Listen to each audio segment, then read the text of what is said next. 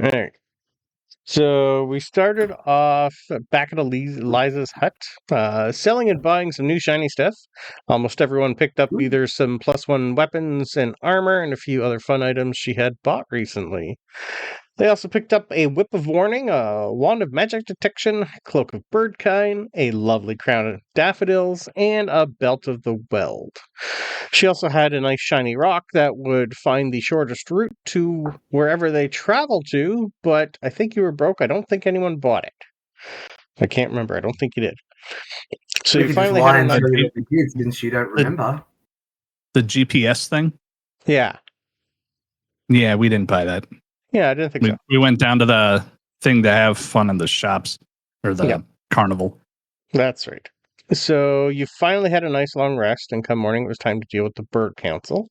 Bird Council was waiting for you, and this time the whole room was packed with humble folk. Mostly bird folk, and our party could tell that most of them must be the most important, as they were all dolled up in nice outfits, and had that air of nobility about them.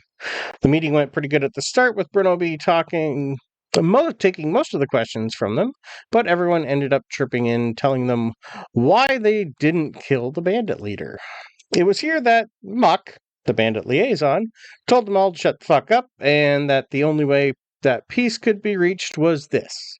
He then grabbed his chair, set it up on top of the council, sat in it, put his feet up, told them to grab 4 more chairs to put up here and fill it with more humble folk. Chaos then ensued, and after about 20 minutes of yelling and bickering, it was finally decided that this conversation would take a long time to discuss, so our party was finally paid, given 2 weeks downtime. But to keep an eye out for a message from the council about what to do next. So while you were waiting on word from the tenders and the perch guard about what else has been going on around Alderheart, so you decided to hit up the carnival at the base of the tree. Most of the party went to hit up the games, but Bronobi thought this was a great time to get a nice new purple trench coat. He also then gained some of the following since his last time through here, and decided to help spread his word and his wealth. So he grabbed 100 silver, tossed it behind him. A small riot then started as the refugees from Humblewood all dove for it. Bronobi also seemed to pick up a very young Gerbine follower that wanted to do anything he wanted. So with his own servant in tow, headed to join the rest. We played 3 games, a Gerbine race, an acorn toss, and an enchanted archery game. Hester won both the race and the acorn toss, and a random NPC won the archery game somehow and became a level 1 ranger. Bronobi tried to use his magic to help guide his aim, but it then, of course, backfired, as some of the targets were either illusions or enchanted to stop such nonsense. You also putting a lot of gold in the pot for some of these games, and the Gerbine that won the race that Hester bet on got just under half the winnings and went from nothing to rich. Next session, we are heading 4 days southeast to Brackenmill to see your homes that you were given a while ago, which is where we are picking up. So, what are your guys' plans as you head southeast? I'll put you back on the main map so you can see how far you just have to go. It's 4 days. 3 to 4 days, so it's not too much. People may recall that in the past, Bronobi used to shoot at everything that moved pretty much out in the wild. And they noticed that he's not really doing that anymore. They may notice that. It's up to them if they notice. But yeah, he's not, if we need food, if we get short on food, he'll hunt something, but he's mostly just avoiding killing anything at the moment. All right. Well, is there anything you guys want to do? You have 4 days journey, and for the most part, you notice a lot of merchants. Some more refugees, of course, coming, but most of them are merchants. I will take lovely history rolls from everybody. I'm gonna suggest you're driving, so don't roll. I didn't bless my dice, Brandon, like you suggested. I told you yesterday, switch them out. I don't have that many dice. I'm not like the rest of you guys. I only have about 15, maybe 16 sets. That's so many. 15, maybe 16. Yeah. He lost. See, He that's lost so count. many. Yeah, I don't know how many I have, but I'm pretty sure it's at least 20. Yeah. I have a total Those of are really Even that's all even my though D20s. I've never- That's the lot. even though I've never played an in-person game and basically don't need dice, I just bought them You got because I such wanted them. Depending on y'all what are I'm doing. lucky numbers. Yeah, I know. You have lots of dice. So does Saint. I got a 9 on my history check. A 9. Okay, well, that's not going to give you anything. We're all doing history checks. Yep. Okay, 17. Yes. Nice. 14. It doesn't really matter for Zenzin because you've never been here before. So you can keep driving. Yeah, that's a 3. That's why I never use these dice. Yeah, you haven't really traveled a lot for Irma, Meadowfen, and Solar's Point. You haven't really gone the other way. But the rest of you have probably heard a little bit about Brackenmill. I'll give you a quick little history on Brackenmill here as you guys are starting to walk. So Brackenmill is basically farm folk. And farming in bird folk perches is unconventional. In the taller perches, fruiting vines and mosses are grown from the branches of the trees. The largest and most productive farming perch is Brackenmill. Considered a lesser perch due to its proximity to the ground, it nevertheless consists of many proximate tree farms that, after years of growth, melded into one another. It includes a central hub of shops, trade halls, and shipping platforms under the watchful eye of the local perch guard. Some of the farms have even begun to expand downward, encompassing small horticultural plots at the base of the trees.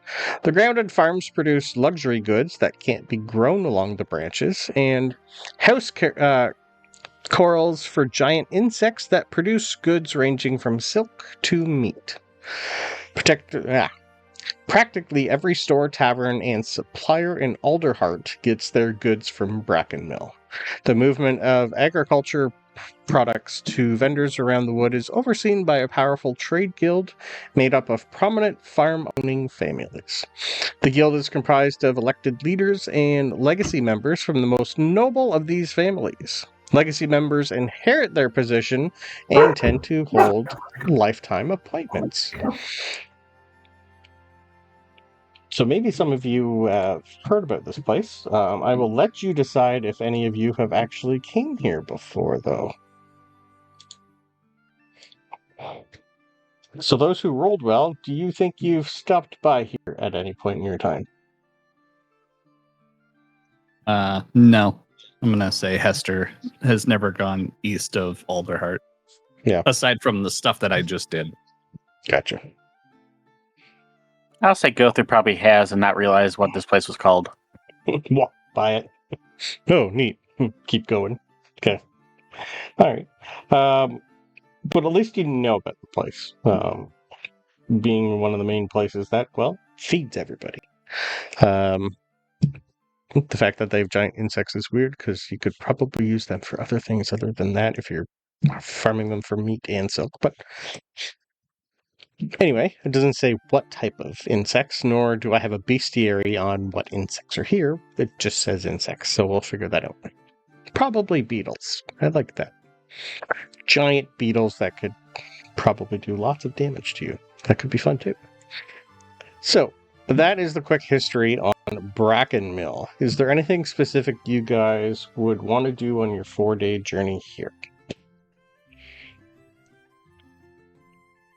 You would also remember that you have a map in a sending stone to Warden Mira, who's told you at some point when you have time to give her a call, and the map leads you to somewhere in and around this area. So you could do it on the way or way back, or just ignore her completely. I'll leave that up to you. But you guys have 4 fun days journey. So if there's anything you guys want to discuss or talk about or come up with along the way, I'll leave that up to you.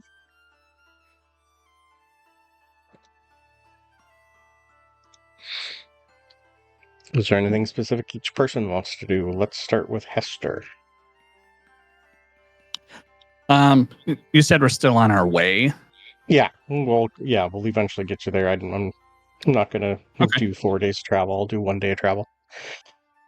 Yeah, Hester's not gonna do anything special. I guess they're just gonna be, riding on the back of Bubo and just doing the usual tinkering shit on their way. Okay. Because you guys recently just leveled to 6. Is there anything specific you got at 6 that would change things for you? Or anything new and shiny? Nope. Not a thing. Okay. I didn't think so. Perfect. Irma. What's going through Irma's head about getting her own home? Not specifically one you picked yourself, but a home. I mean, I think Irma's more excited just about seeing a new city. And, because Irma's only been, to 3 or 4 at this point. So it's, a new place. I mean, she's kind of excited about the house, too, but also just seeing the area and stuff. That's kind of what Irma's looking forward to. Perfect. And Gowther, anything specific you're wanting to do or along the way here? Anything you would want to do? And because you don't technically have to follow these people here, you do have. You can do anything you want. Well, I'm a guy who just wanders around, so might as well just go. I'll go with them. That way, I'll be safer. True. But is there? You should have Gowther fuck off and then make a 3rd character for this campaign. Oh, don't get me wrong. If I have to do an concentration on attention span, he might actually just hey, where'd you guys go? Oh well. I haven't seen that tree before. Let's go over to the tree. Where'd they go? I can't find the path. Since he's probably going that way anyway, just for the hell of it. I don't know, since he likes to look at animals and, document and maybe sketch and, research them, anything uniquely on the way he might have heard rumors about. Okay. Give me a lovely history roll then, please, sir.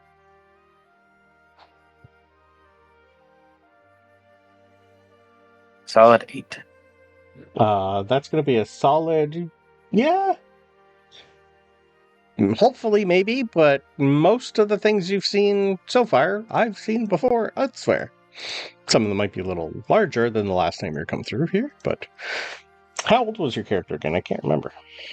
Did we ever figure that out? I know most of you are fairly young. I put my guy at about 27. Okay. Older than most of these guys, I think. Hester's 33. Is he? Okay. Yeah. Just because I wanted to have everything with 3s, so he's 3'3", weighs 33 pounds, and is 33 I remember years that part. Made it easier to remember things. We'll try and kill him 3 times. Okay. Yay! I mean, I do have 3 death saves, so Yep. Let's see, you've been buried once, you've been attacked by an actual party member. What else we missing? A few times. Yeah. I think I'm pretty sure we already hit the hat trick of too. Party members. Yeah. Yeah. Oh, yeah, I've gone down. Quite a few times. Yeah. We just need we need those 3 party members to just roll nat ones and Hester. My God, no, he lost a wing or a leg. Yep. You guys will turn me into Julius Caesar.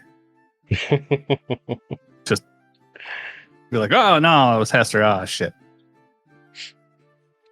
Okay. A2 Bubo. Yeah. A2 Bubo. A2. Hey, well, as you guys are going down your lovely journey towards Brackenmill, when you finally come towards the town itself, I'll give you a picture of what you are going to see. So from the distance, you see Brackenmill.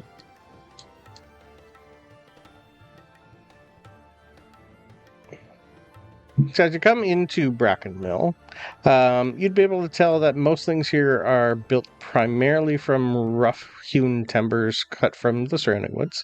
The walls are usually log or plank construction, sealed with resin or packed moss. Stone foundations are common to protect from damp earth and flooding. This is going to be one of your upper-class towns, even though it's a farming town. It is much completely different construction than you guys have seen before. This is, you'd be able to tell that, like, masters of their craft are here.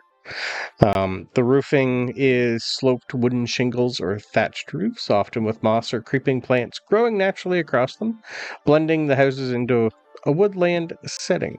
Some homes use bark shingles layered like scales. Most of them are modest in scale, often a single story with a loft or sleeping nook above. Most homes are rectangular with attached lean-tos for storage or small workshops. It's not a big place. You're probably 3,000 people here, birdfolk and humblefolk total. And as you get in, I'll show you the map of Brackenmill. That's 3,000 that's registered. We don't know how many people are really here. Yes, it's true too. We're animal people. There's a good chance there's been some breeding. Well, or hedge folk like Irma that build underground. Yeah, there's probably like underground slums underground. Yeah, so this whole place could have like thousands of tunnels underneath it. There's like a whole other city below the city. Yeah, much bigger. Kind of hard to tell. But yeah, this is the city of Brackenmill. As you guys get along and start coming into the town itself, you will notice quite a few, mostly humblefolk. There are a few birdfolk here.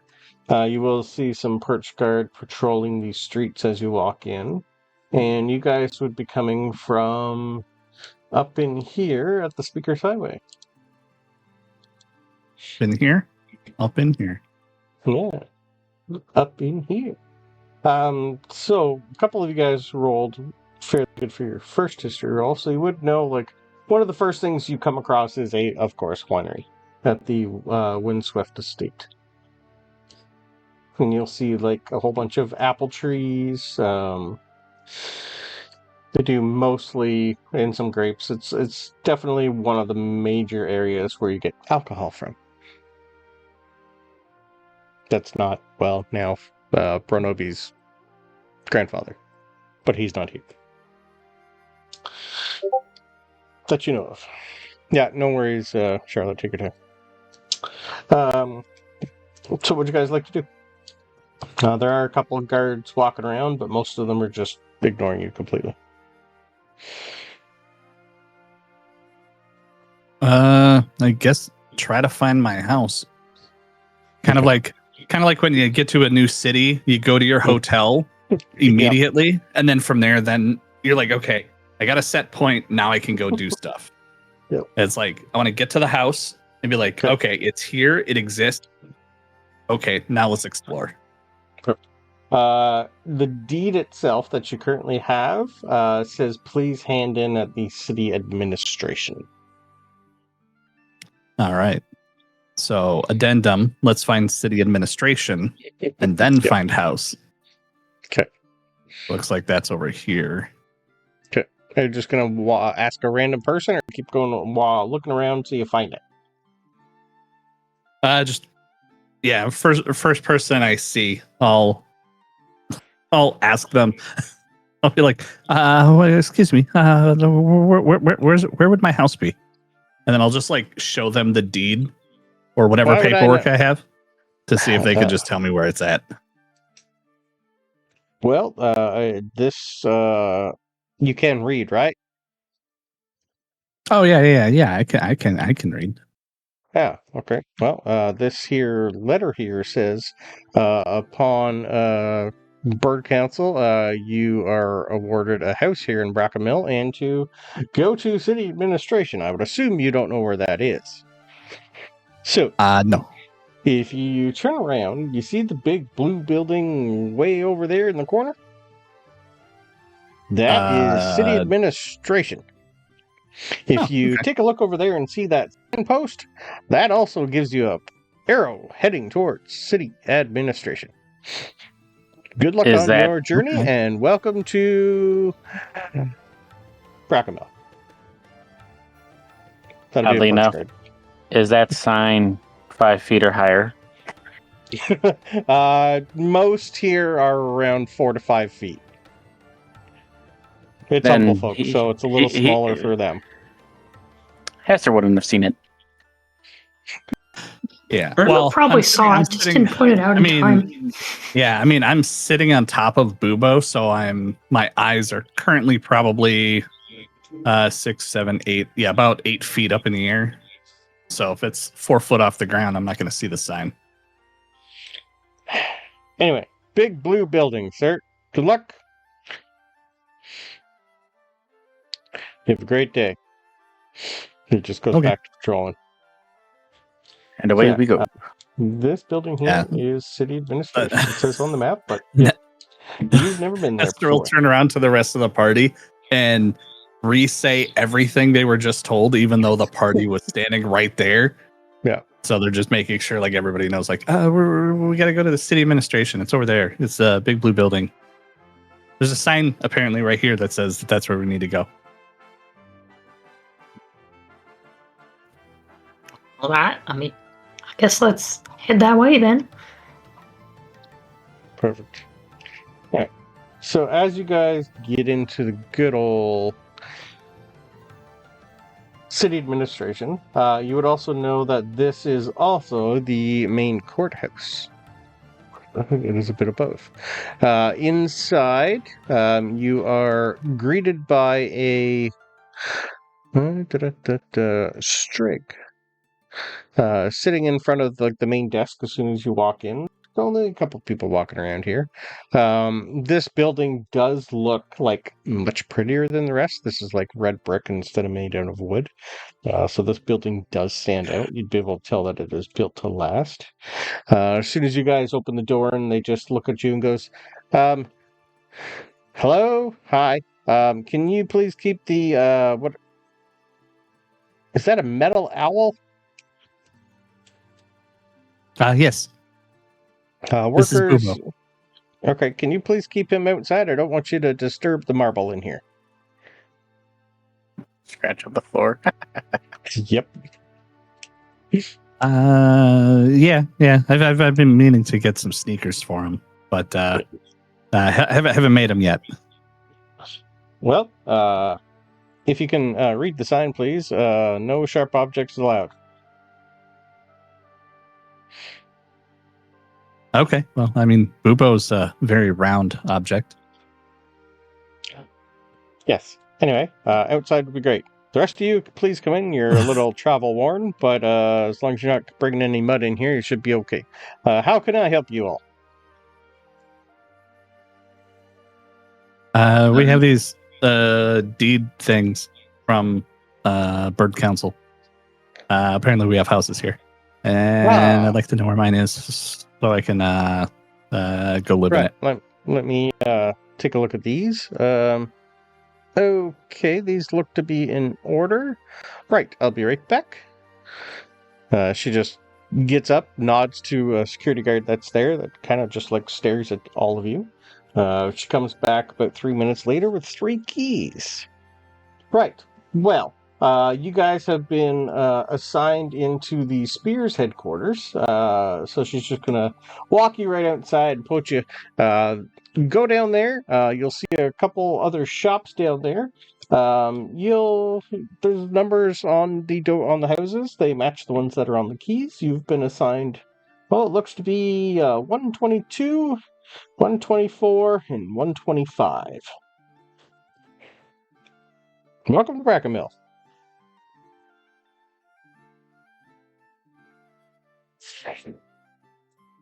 It doesn't have like your name on each. You can just take a key, whichever house you want to choose. That's up to you. Yeah, I was trying to see if there's anything cool with the numbers of them as to which one Hester would take. I'll probably I'll take 125 just because it's divisible by 5. Okay. It's odd.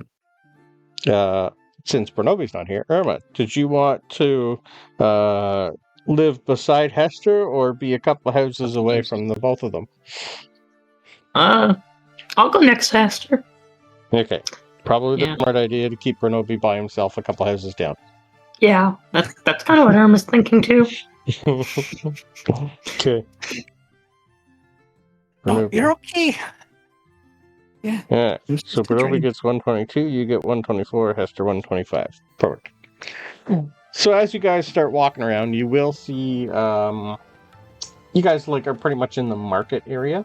That is basically like the main market. You'll notice as you guys start walking past up in here that you're heading into the Merchants Guild area. You will see a bunch of different shops there.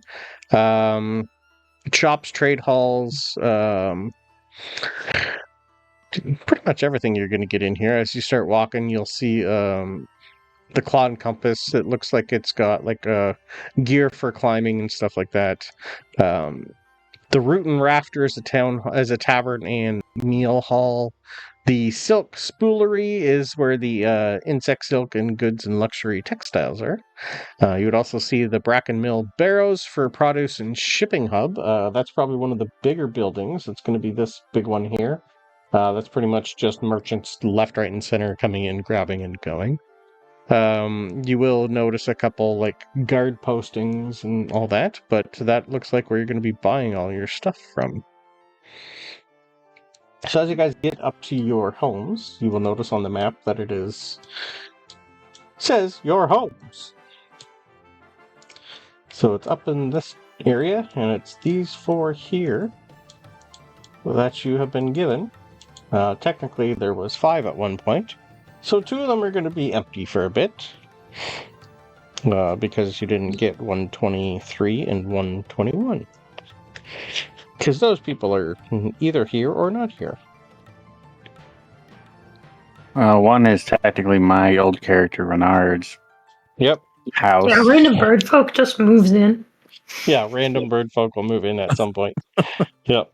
Was the other one Brucey's or Sky's? Skies. Yeah, so it's going to be a lot of bird folk moving in over here. Eventually you'll have Sky move in, but she's still technically up at the, well, maybe she's up there or not, but she's in and around here somewhere. And Bercy's locked up, where he should be. Alright, so you guys are all go to your own houses. As soon as you all walk in, most of them are the same, similar size, the same as everything here. 2-story for the most part. They are modest in scale. Most of them are going to have a single-story loft or a sleeping nook above. Most homes here are also rectangular. As soon as you guys walk in, they open up. Small, square-paned windows with wooden shutters. You have doors reinforced with iron hinges, but simple design. Curtains that are hand-woven from flax or forest fibers. You do each have a chimney, each got a porch. The interior itself is cozy and warm. A couple low ceiling beams, depending on which size you are. This kind of looks like they were built for humble folk-ish. Some areas are adapted for the bird folk, but mostly humble folk. Now, the fun part about this is, well, they're empty. You're going to have to spend some money and furnish your own home. For any type of reference, Renard would have taken 121. Okay. And it's probably already furnished. Possibly. You had because he literally had all the... And he had all the money, so... Yep. Is he actually there in town? Maybe. Is he in the house? Probably not. Yes. Probably watching and seeing you guys and then scattering. You know, that kind of feeling of crap, it's my ex. Party. Sit in a corner and go, when are you guys going to leave? When are you going to leave? When are you going to leave? Fuck, the car's still in the driveway. God damn it. I just want to go home. All right, so maybe he'll go find a friend and shack up with them. All right. So yeah, your homes they're practical. They're not built to impress. They're built to endure work and weather because where you guys are, you're getting closer to the ocean. So the definitely different temperature here. It's going to be a little bit windier, a lot more sun. This is definitely an area that gets a lot of sun. But you're going to be noticing like people staring at you guys for the most part coming in going, oh, right, new neighbors, yay, and then go back to work. But your homes are quite close together with like shared paths and it's like one big communal woodpile that y'all go to. It gets filled up daily. You'd be able to tell that many of the residents here decorate a whole bunch of like herbs and drying plants. Everybody has their own like little private garden.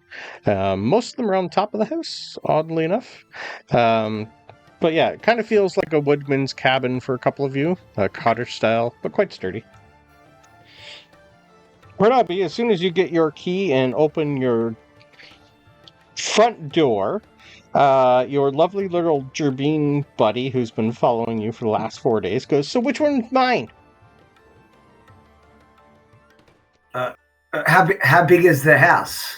Okay, the houses are basically 2-story. They're modest in scale. You do have like a loft, a sleeping nook. They're kind of like rectangular. I'll show you a picture. I'll go back to the main page here for you. This kind of gives you an idea of what Brackenmill looks like.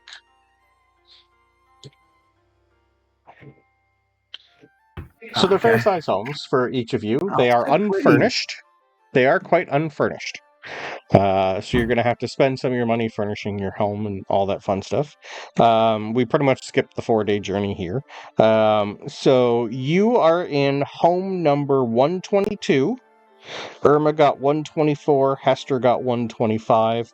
Reynard, not that you know of it, took 121. And Sky's going to be getting 123. Okay, so 122. Oh, there's no numbers on here, but that's fine. No, I didn't feel like putting them on there, but you guys are pretty much all together. Well, And I think you are all right here. Of course, the biggest room should go to me, but you can have your pick. You pick the next bedroom, it is yours. However, it is on one condition. You must agree to start training every day from now on. You stay out of fights, but we will train you to make you safer to be able to work with me. Well, word from my parents when they were alive did tell me it was either my grandfather or my great-grandfather was an important person, so maybe I will be one day too. Now, what am I learning? Am I going to learn how to pull that bow, or can I stab some stuff? Well, that is a good question, Brandon, out of above table. How about we roll a d8 to see what class he's going to be? Well, I wanted to make a different suggestion. Sure. Because on 5e tools, I'm not sure about on other things, but I know on 5e tools there are sidekick classes, where as in NPCs that are specifically made to be a sidekick, to be a helper to the party. Yeah, the sidekick came in. I think it's Tasha's. It's like a whole rule set in Tasha's. They're like now we don't have to go with that, but I just thought that might be a cool thing for him to add to the party, because we don't want him getting attacked and fighting. He's going to be a lower level than us forever, and that's going to be a problem. He's going to die, but I don't want this poor kid dying. I'd like him to have a chance to be useful. As long as you don't run into combat in a situation where you're surrounded and he has an exit route, I'm okay with that. But if you start getting surrounded and you have him there, but he's quite young, most things, unless it's a monster, is just going to kidnap him or move him out of the way and say, shoot. Yeah, so I see there's a spellcaster sidekick and an expert sidekick. So I think logically, I guess being my sidekick, even though I want him to be a party sidekick, I think expert sounds more logical than spellcaster. Yeah, on Oh, there's- RPG there's- bot, there's also expert, spellcaster, or warrior. Yeah, So I it was could just be gonna say there's also yeah. warrior. Yeah, it could be Yeah. sword and board. But I'll leave Okay. it up to you. He's a Gerbine, so stabby is probably his better option.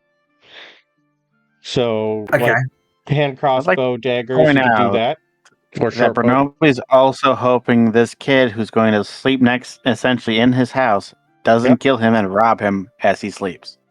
Bronobi is so up himself right now that he's convinced Yep. that everybody loves him and the Yep. whole world is set up to serve him, pretty much. Yep. Yeah, you could also go the Brucey route and get him angry and make him a barbarian. But that didn't go well for the first Gerbine. I can see it now. We go over to Bronobi's house and all of a sudden, like, Bronobi's mounted on a wall. Yep. The antlers are up there. It's like, why are there antlers and a daffodil crown on the wall? He's out buying cigarettes. Yes. Looking really quick as to the I can't think of the word, but basically it looks like expert. An expert sidekick is similar to a rogue. Yeah. The spellcaster is obviously a spellcaster, and then warrior is basically a fighter. So yeah, it's up to you. You can also leave him here, but if you want him along the journey, you would get that he's kind of has like a roguish era to him. But I'll leave that up to you. You can decide what to do with him. See, Would you like to know his name? Yeah, maybe at some point. Yeah, I feel like in the yes. 4 days, maybe that's come up, has it? Okay, yes. So That'd be hilarious. I'll give you the quick, dirty backstory I created for him. So his name is Val Stoneperch. He's from Ashborough. His parents were part of the Perch Guard there, but something burned his town down, and he lost both. He's got an older sister somewhere. She was trying to get work along the Talon Grip coast. She liked living near the water. So you'd know that his parents burned alive in Ashborough when we first started the campaign. That's very sad. Which is why he needs help. I suppose in terms of how we are going to train you, I need to know what your current skill set is. And we Well- switch to the Karate Kid training session. Yeah, it's gotta be a montage. or like Disney's Mulan, Be a Man. Remember that? Yeah, Val Stoneperch. You're the best. Never gonna keep it down. Well, technically, he's fairly young. He'd be like just hitting his teenage years. So he's pretty much going to be like 8s across the board, maybe 110 stat. Karate Kid it is. Yeah. So anything he does, it's either going to be at a -1 until he gets used to it. You'd be able to tell that he's been used to. He's a good scrounger. Well, I think So it's not the Macho, might be- it's the Jaden Smith one. Okay.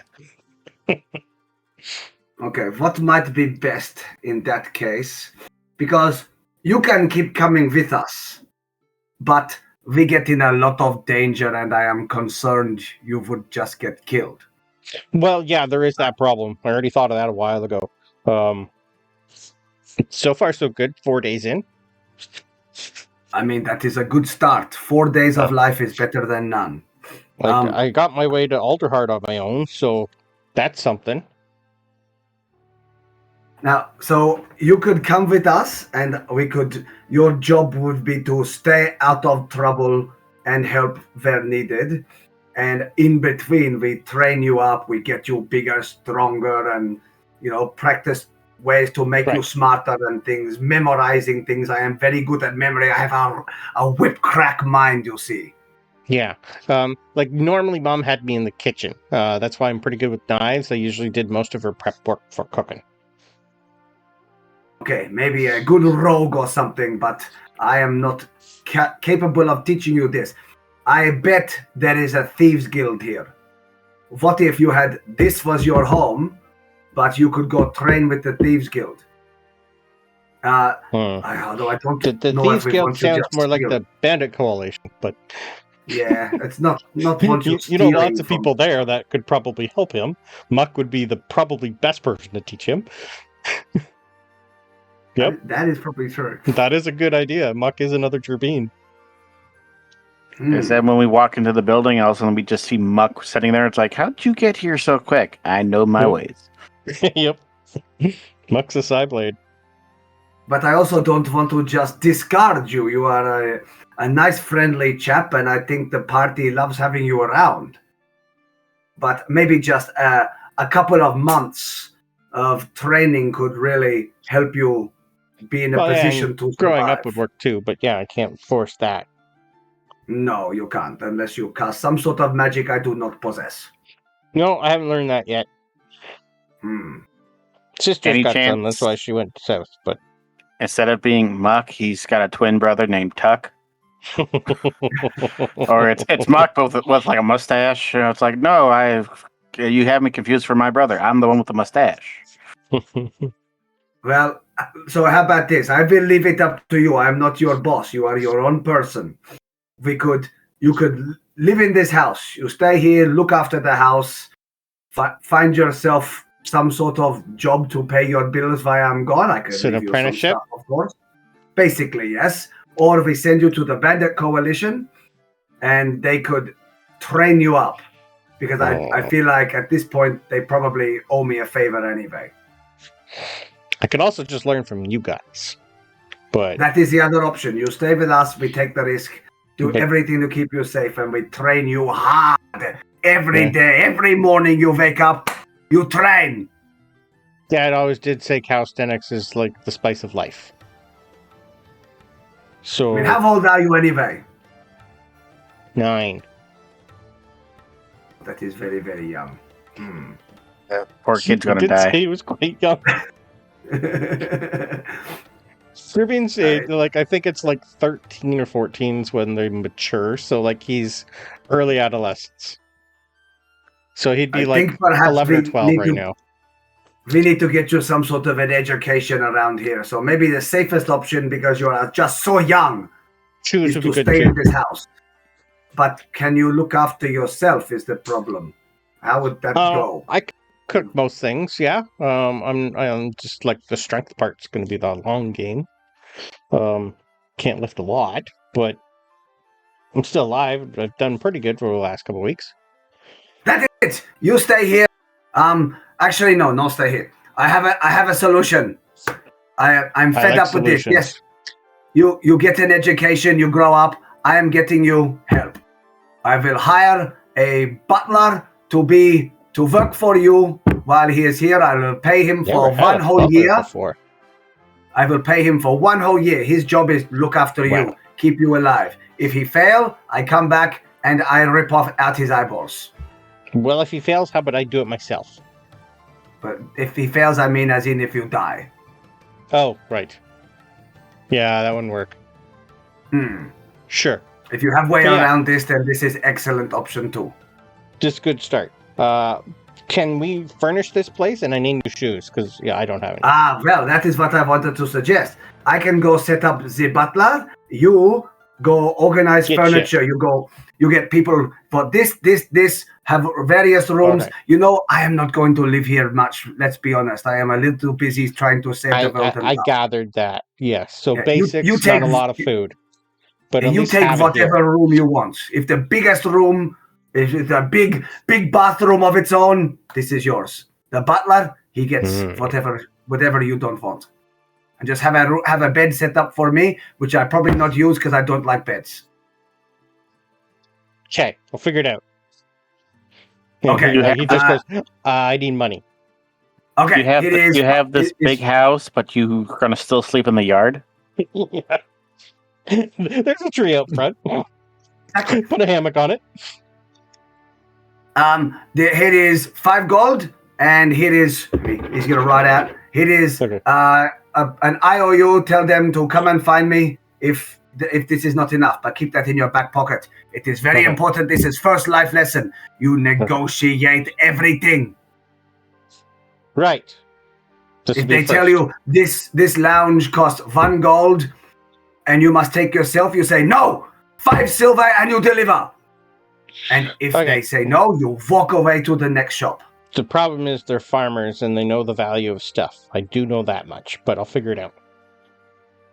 I'm sure it'll work. Okay. I'm sure there's a secondhand store. Everything I have seen from you suggests you are a very smart kid who can fend for yourself. I think you will outsmart these farmers. And I should not say that in an insulting way. I kind of am almost a farmer myself. Can I have intelligence rolls from everybody, please? Just the 3 of you that are getting houses, I should say. Hester, Irma, and Bronobi. Intelligence that's an roll? 11. Intelligence I'm roll, so please. smart. I just told this kid I'm so smart, and I got an 11. Okay, 11.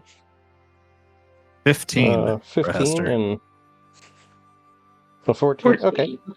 Bronobi, you're probably the only one who really doesn't know how much it costs to furnish a house. 5 gold's a good start. To furnish a full house of this size for you guys in this area at this point in time, it's going to be about 12 to 20 gold, depending on what you want. 5's a good start to get most things. Like basics are fairly easy, like the pots and pans will work. They're probably not going to be like good cast iron and stuff like that. The beds alone are going to be about 3 to 4 gold for something good. But you're not going to need one. You're in a farming town, Inflation is sir. out of control. Cost of living problems here. Most of these people here are pretty much, like this is what they do. They build, they craft. Simplicity, easy, 10 gold will furnish your house for basic shit. All depends if you want high end, it's going to be about 20. Well, if you're saying that I know this much, then I'd give him 10 gold. It's fine. Okay, I'm good I've with decided that. I trust him, and he's not just going to run away with my 10 gold because he's getting a house out of it, so it wouldn't make sense for him to do so. Nowhere to go but here. Yeah, he's pretty much getting his own house and a butler. Yeah. Yeah, the butler might not be cheap, but depending on who you get and whatnot, you could probably just give me another. Let me go here. Does that mean we need to put on a life insurance policy on Bronobi? That way we kill him off and create Batman? I am Batman. Yeah. So give me another. What would be the best thing to do here?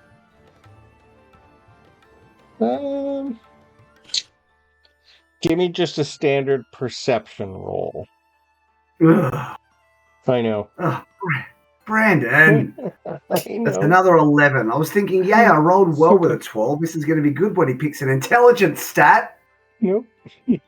11. You're trying to think, which instead of acting and gut reaction, thinking for Bronobi sometimes doesn't work out that well. How long are you going to spend looking for a butler and all that fun stuff? Like, where would you think to go? He would walk into the first store and ask, and just the first whatever store, and say, I need to get myself a butler or a maid or something. Where do I get this? Okay, that's what he would be asking. While Bronobi's doing that and having a fun time, I want to know what Zenzin and Gowther are doing.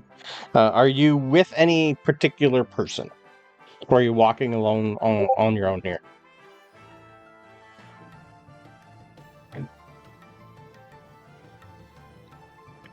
We'll start with Zenzin. You're in Brackenmill. Would you follow any of these guys into their homes? Because they kind of went... They each took a home and... Yeah. No, I think Zenzin,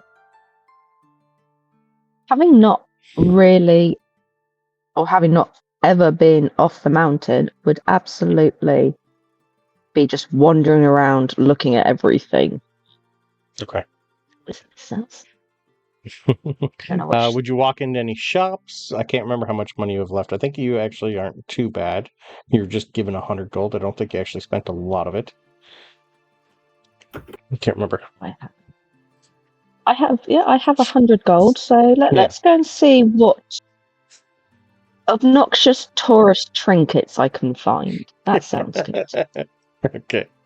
And what's Gowther doing in this place? Anything specific? It's a farming town, so there's lots of trees. There's lots of weird things here. Well, he would probably see a butterfly cross his path and kind of wander off a bit. Like, oh, Okay. okay. But if him and Zenzin are kind of right next to each other, and she says to him, like, I'm going to go check the souvenir shop. I'm like, okay, I'll have to go with you too. Okay. Perfect. You would also know that there's like an apothecary and an herbalist. So, let me see here.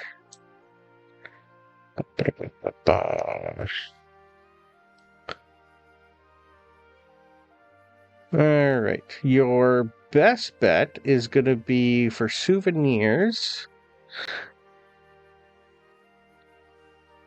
Yeah, definitely probably the luxury. The silk spoolery. Silken goods and luxury textiles. Okay. That'd probably, that'd be probably the best that you'd probably see. As soon as you guys go in, you would also notice that this place is definitely quite busy. There's a lot of people coming in and out of here. The owner is a Hedge. She specializes in vine-grown medicines, moss salves, and a lot of rare tinctures. But she also has an abundance of homemade pottery in jars and stuff. She would also have if you were looking to maybe get home warming gifts for these three, she'd also have a section of homemade plates, cups, knives, forks, just cutlery and all that. But most of them are clay. I have 100 gold. I need the most garish vase that's available here. I need 3 of them, if there's there. The most ugliest, pretentious vases that are available. Okay. These things are going to be probably half the size of Irma, almost 3 feet tall. They're definitely insect. They'd have beetles and whatnot painted on them, but yeah, you could get them here. They're pretty cheap. They're a silver each. Silver each. Done. I will have 3 of those. And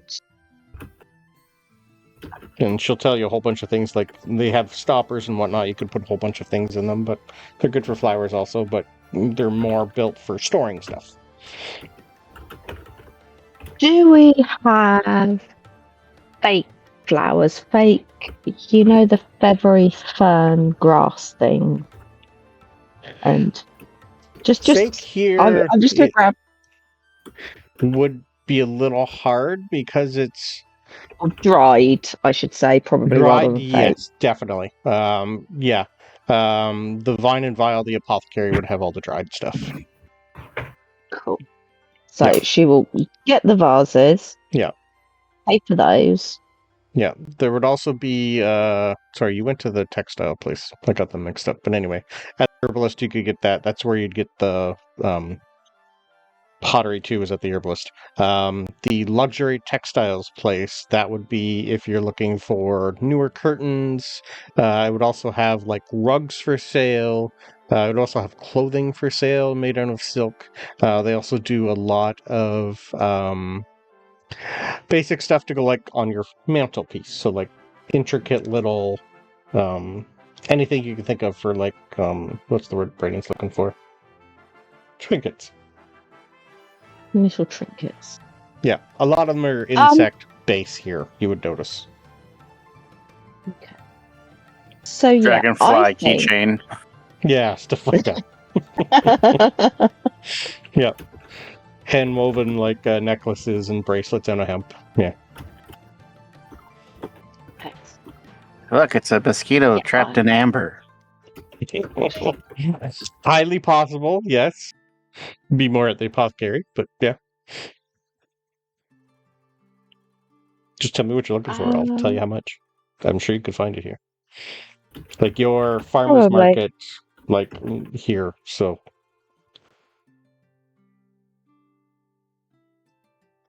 because she's going to have no idea, so it's going to be the most absolutely impractical stuff that you could ever give somebody as housewarming, but like she will be thinking like this would be amazing, and my brain has blanked on me on the sort of things I'm thinking. Let's go with like a bunch of dried sunflowers. Oh yeah. Mm-hmm. Yeah. Okay. And That'll stuff work. that's going to make a mess as it gets older, like you don't think about it. Yeah. And it's just going to be seeds and So you're leaves buying and a lot. fluff Okay. everywhere. Mark off 2 gold, and you'll like take away like 1 entire shelf from her. That is a bargain. Okay. And she'll have somebody load it onto a cart and just ask you to where to deliver it to. And then she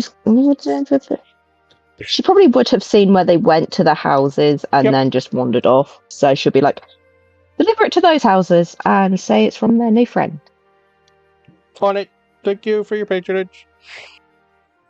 Thank you. Gowther, would you like to buy anything in any of the shops?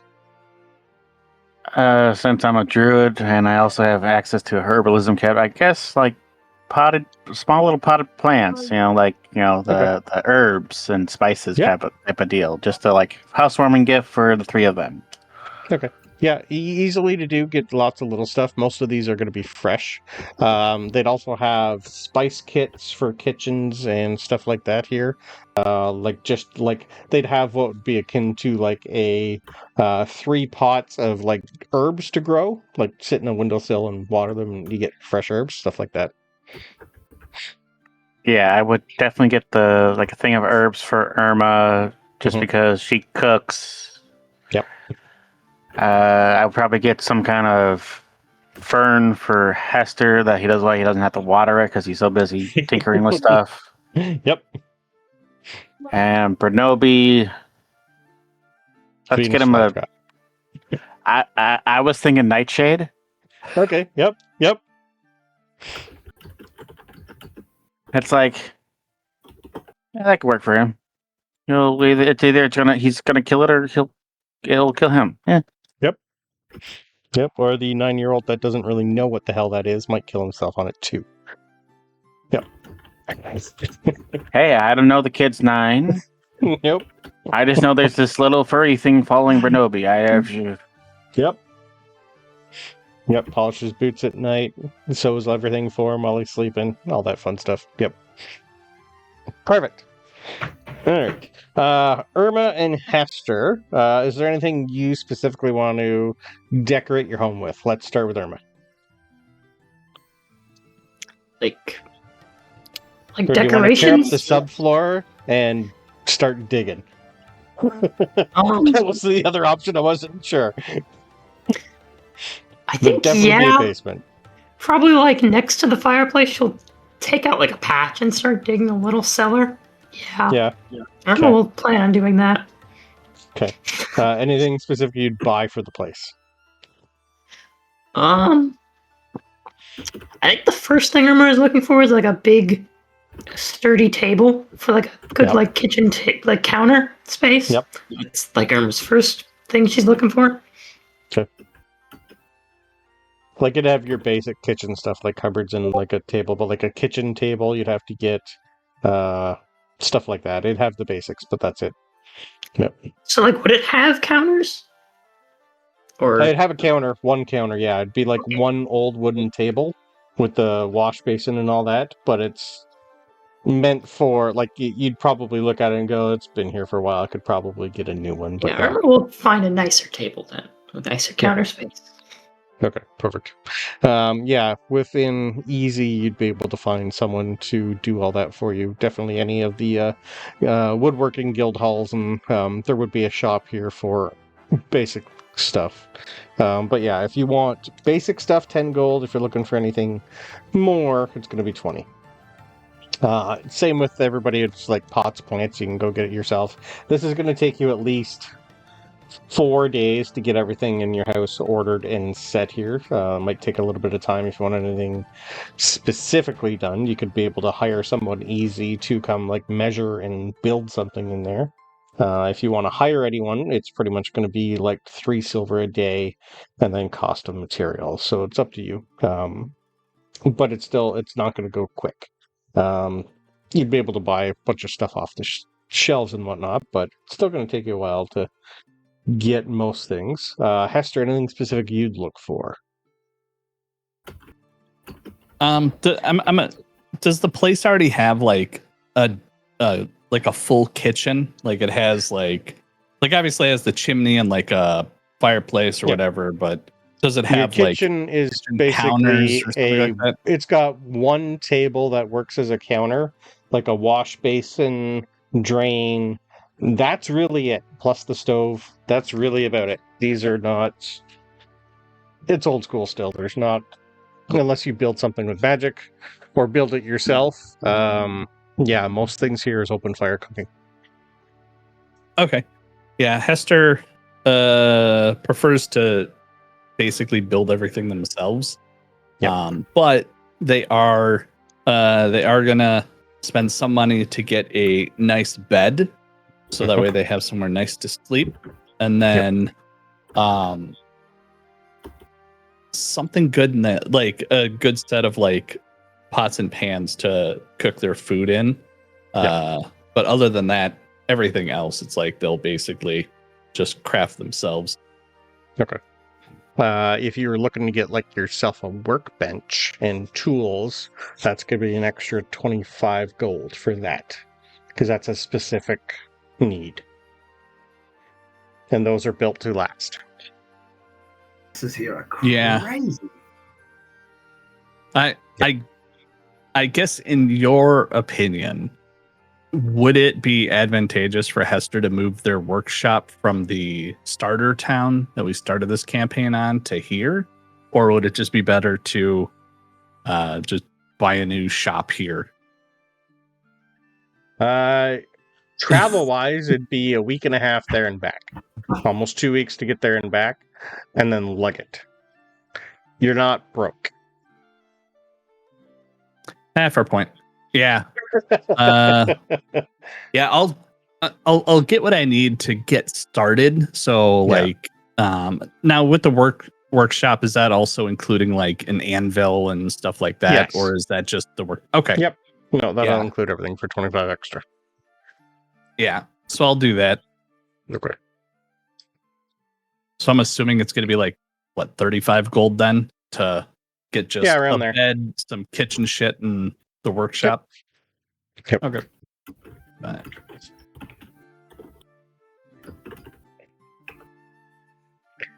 All right.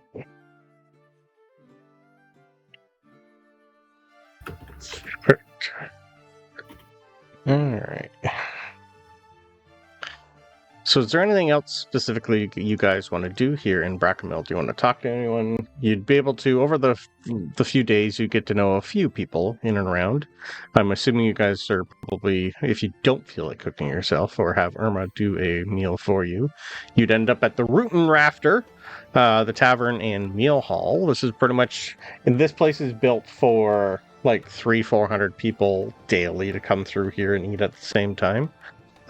You'll eventually get to know the owner. His name is Brom Underbow. He is a raptor of all folk. Nope, sorry, looking at the wrong one. He is a Cervan. Brom Underbow. It's pretty much a gathering spot for the perch farmers, merchants, and visiting buyers. They are known for their root beet stew and skyfruit cider. Meals here are pretty much 5 copper or 1 silver for something better. Every meal comes with your first drink free, the rest you have to pay for. But a lot of people are like looking at you guys and wondering like where you're from, because you all look a little different than most. You don't get a lot of like adventurers like full armor in this place if you're not part of an actual guard for the merchants. And you guys don't look like guards for merchants. You look like you walked in No. off the street. We did. Yep, you did. Or out of a forest or something. Yep. But yeah, they'd notice you here for a while, and you'd get to know your a couple of your neighbors at some point. Brendan didn't come up with names, but most of them are just kind of like going, "Oh, good, there's people coming. Welcome to the neighborhood," stuff like that. Most of them are just letting you settle before they bother to come over. But most people here are farmers or merchants. Mostly farmers. Merchants are pretty much staying at the inn or at friends' houses. This whole place is non-stop activity. All night long. There's night deliveries, they're going back and forth. Most of the people here really aren't too worried about everything else that's going on. There's no fires near them. They're not being bothered by bandits. This looks like a normal town that is not really caring about what's going on in the world, as long as they're still being able to move freight and get paid. It's almost like This is an aberration. It may not stand. Yeah. Yeah, these people are saying, yeah, that's their problem, why they're still staying in that forest. They got other places to go. That's the majority of the people here. Because they're not wrong. Is that when we find out it's all a facade, it's all the front, they're actually smugglers, the entire town? It's actually Yep. But after like a couple days, I'll say you guys finally like get together and have a meal together and figure out what you want to do. It's clearly a secret society. We've seen too much. It's either we join or we die.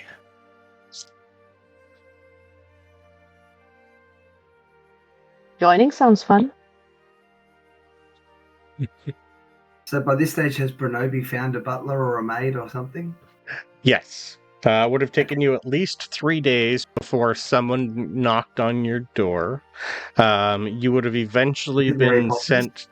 Yeah, you would have eventually been sent to the Legacy Guild Hall, where you would have been introduced to Rulin Brambltein. He is a Gerbine. He's also the cousin of the mayor. He's young, and he has been wanting to... he'd be about 15, 16, so like early 20s for here. He'd be... Okay. He's fairly... Like, he's noble adjacent, so he's quite... like book read, he can read, he can write, but he's also has been secretly been like part of at one point the bandit coalition. Here you would find out, and the mayor has been like finally found out about it and has been like punishing him, and so instead of being sent to jail, he's been sent to you. Wow, is this the plot of the Seinfeld's, in show? Maybe. You've straight up taken their plot. I love it. You go with what you would know in your brain, sir. I've sentenced you to be a butler. Yep. So he's like got a fake smile on his face. And the only thing he cares about is the fact that he can still maybe do things that he used to do and get maybe better paid for it. He's not cheap. He's going to charge you pretty much 45 gold for the year. 45 gold, that is inclusive of everything. You will feed yourself. I will provide food for my charge here, but not for you. I'm okay with that, as long as I have the ability to, if I need some extra things to train him with, that'll be on your dime, of course, obviously. This house will do for now, but I will need to find a secret training area for him. I don't want him out in the middle of the so everybody can see. I assume you want this a little bit on the down low, which is why you came to me. By the way, thank you for that. I am the best in town. He's a little smug. Plus, I have the eyes and ears of the mayor, so I'd be able to, figure out what's going on. And So just I'm to sure check, what exactly are you the best in town at? well, gathering information is one of my key skills. I am also good at keeping my mouth shut when I need to. I also know a lot of places to bring certain items in that maybe don't need to be taxed. I'm also quite good with, well, most weapons, but mostly daggers and longbows. That is it. He's Let's got a little bit of set of arms on him, but he could probably we walk do now. the same Follow thing. me, and he walks out of the house, and he's heading. If we notice an archery range or anything, that's fine. Otherwise, we're just going there'll be to training some areas here. They're a little Okay. more out of the town, just so you don't hit anybody. But yeah, there's a couple trees where most of the locals do, because there is quite a lot of hunting around here. You're going to be wandering into areas where a lot of the giant insects that are farmed here might be, but because a lot of the silk is woven in between a lot of the tree branches, so you might have a lot of giant centipedes and stuff in your way, but there's definitely lots of areas to go to, and he will eventually take you to one that he knows of, and as soon as you start walking, he's just going to go, not over there, silly, let's go over here. And he'd take you to an area where there's probably 2 or 3 other people here doing some archery. It's that's okay, I know these guys. Okay, so basically, when each time one of these people hits a target, Bronobi his goal is to full Robin Hood it and split the arrow down the middle. Okay. So that's not going to be easy. I rolled 3 shots just then. The worst was a 17. The next was a 21, and the last was a 27. 17, 21, 27. This guy's It's clear that Bronobi and the kid are actually Green Arrow and Speedy. This guy's a little learned. I'm going to give him a +4 to his attack. Okay.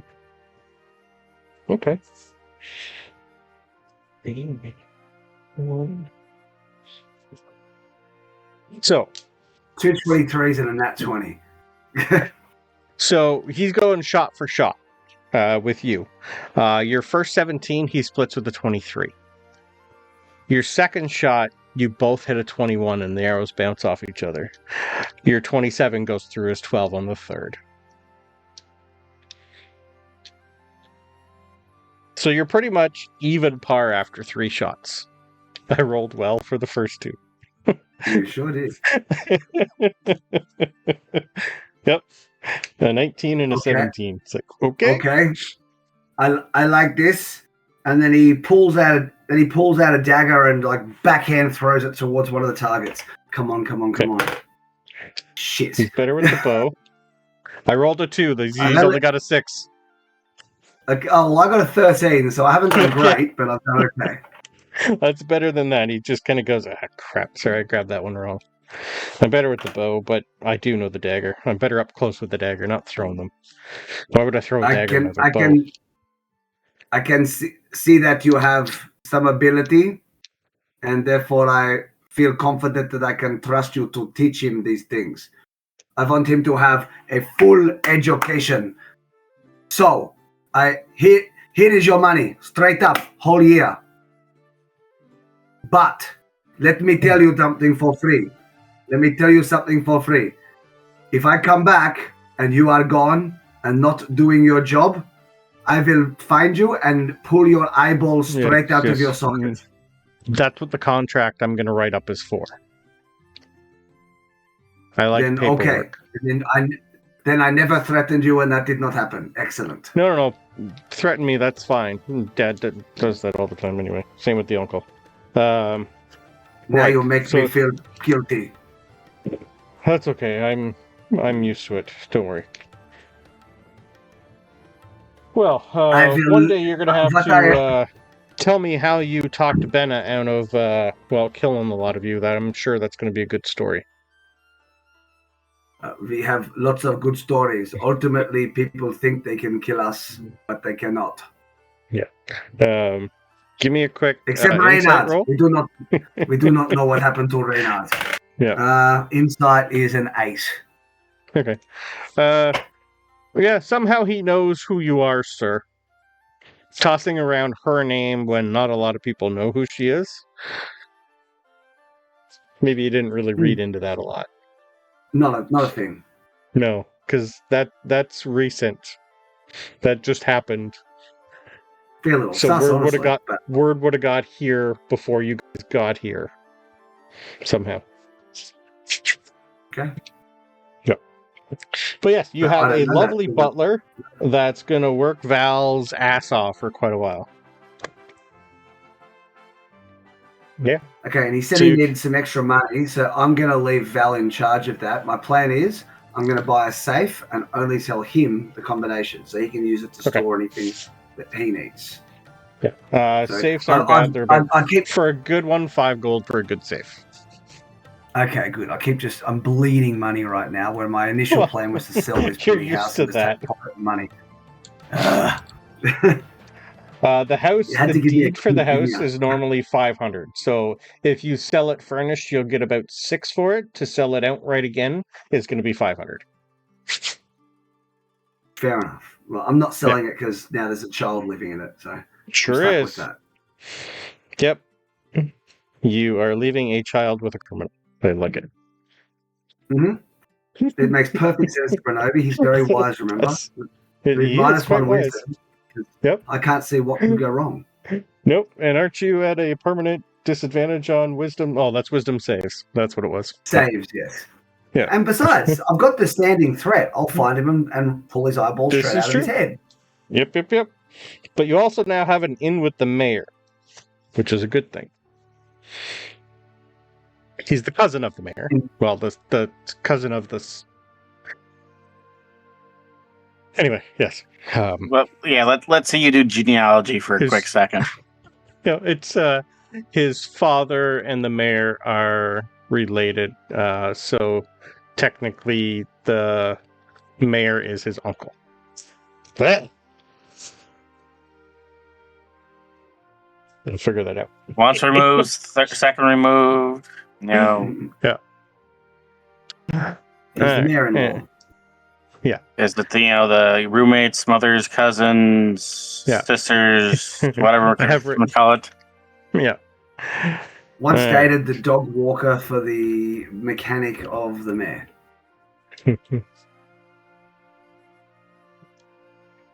All right. So his name is Rulin Brambletine.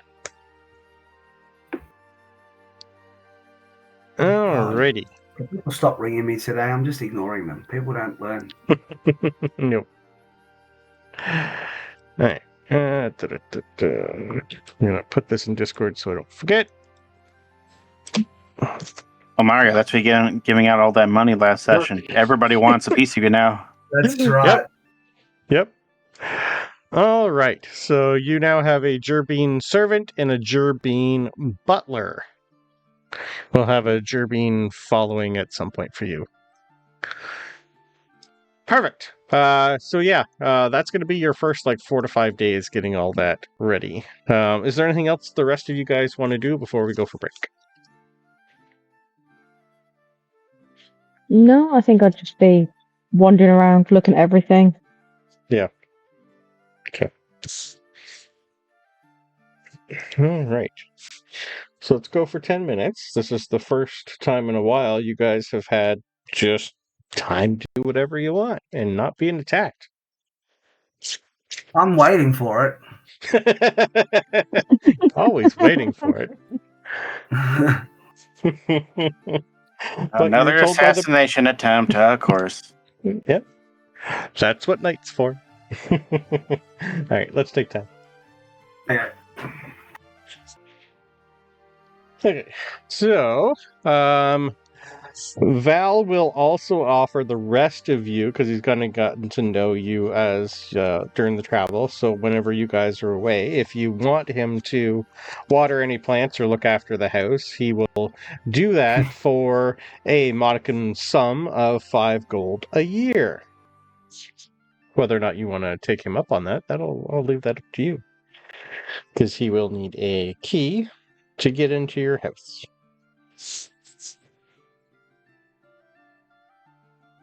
But it all depends. It's mostly for watering plants, unless you take them with you. But he's offering for 5 gold a year. That's a pretty good steal for just to walk in and water some stuff. But I'll let you figure that out.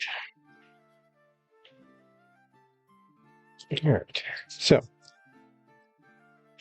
is there anything else you guys want to do before your urgent summons from the Bird Council finally catches up with you guys? I've done everything I wanted to do. Okay. I'd be doing some training with him in the meantime, like if we had days. That'd be my focus. I'd ignore the rest of the party, forget they existed. Yeah. Unless they came to me, I would just be training him, kind of overworking this poor kid. Okay. What skill would you like to use to roll 3 times, please, to see how well he learns? Persuasion? Well, Survival? I assumed I'd just roll my own skills, like the good ones, and that's what I'm trying to teach him. So I'd be wanting to teach him stealth. I'd be wanting to teach him to shoot an arrow, to shoot a bow, and probably leave him some daggers so that he could defend himself in close quarters. Okay. Do you want to borrow my whip? Want to borrow my whip of warning to help teach him? No. Stealth was 17. Okay. The bow at 24. Okay. And what did I say? The dagger. I'm not so good with that. Oh, that's a nat 20 plus 7. Okay. Yeah, plus 7. Okay. You're trying to teach him how to use the dagger, and he's like, "Shut up, I got this." All right. He's getting the weapons down pat. The stealth is a little bit of a hard time. He's having trouble. I didn't roll well on the stealth. It's not a nat 1, but it was a 3 plus probably 2 with his proficiency at low. So he's not doing great on the stealth aspect. But does he's the getting quality the of my weapons down. roll affect how well he learns, though? Does it give him... No, it's just that... Yeah, that's how well you did teaching. That's how I was doing the rolls. So stealth is definitely going to be something that the butler will work on more than the weapons. Okay. Yeah. Yeah, he's getting to that lanky age where he's just stumbling over so many feet and trying to run with like an extra 20, 30 pounds on his back. He's going to take a while to get used to. Fair. Okay. So yeah, over the course of the time, you probably would have run into a few people here. You would have definitely at some point when you guys, if you decided to go to the inn, your new butler would have definitely introduced you to his aunt, the mayor. Her name is Cressel Brambletine. She's in her late 50s. She's a stern but fair matriarch of the Brambletine farmstead. She's also the mayor, and she owns her own farm. She's known for her green thumb and silver tongue. She's a former guild member, but now acts as an impartial voice among the legacy families. Her family line has been here in Brackenmill for about 300 years, ruling over everybody. Most people like her and like the family. A couple of the locals will probably tell you she has pockets in a few people, but most people just put that aside. But she's knows everybody, and she would have taken a point as soon as one of you decided to hire her nephew to say hi and welcome to the place. She would have known who you all were before she came and said hi. She would have heard tale that you're the defenders of Alderheart, and are glad you decided to live here in Brackenmill instead of at Alderheart. under the watchful eye of the Bird Council.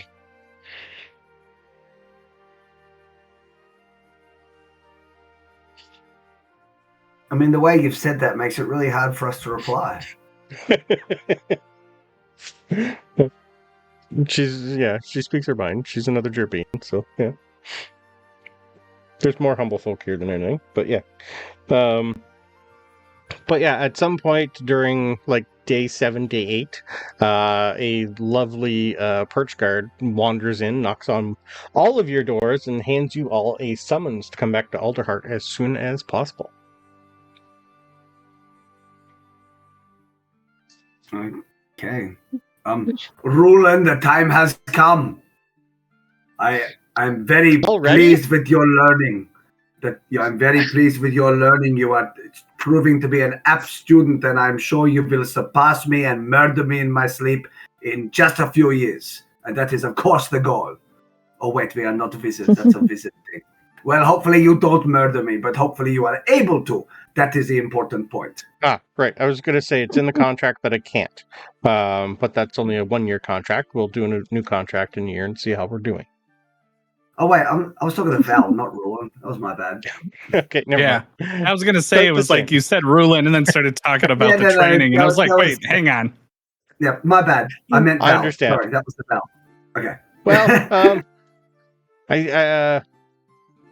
a year? I don't really think, well, we'll see how I do.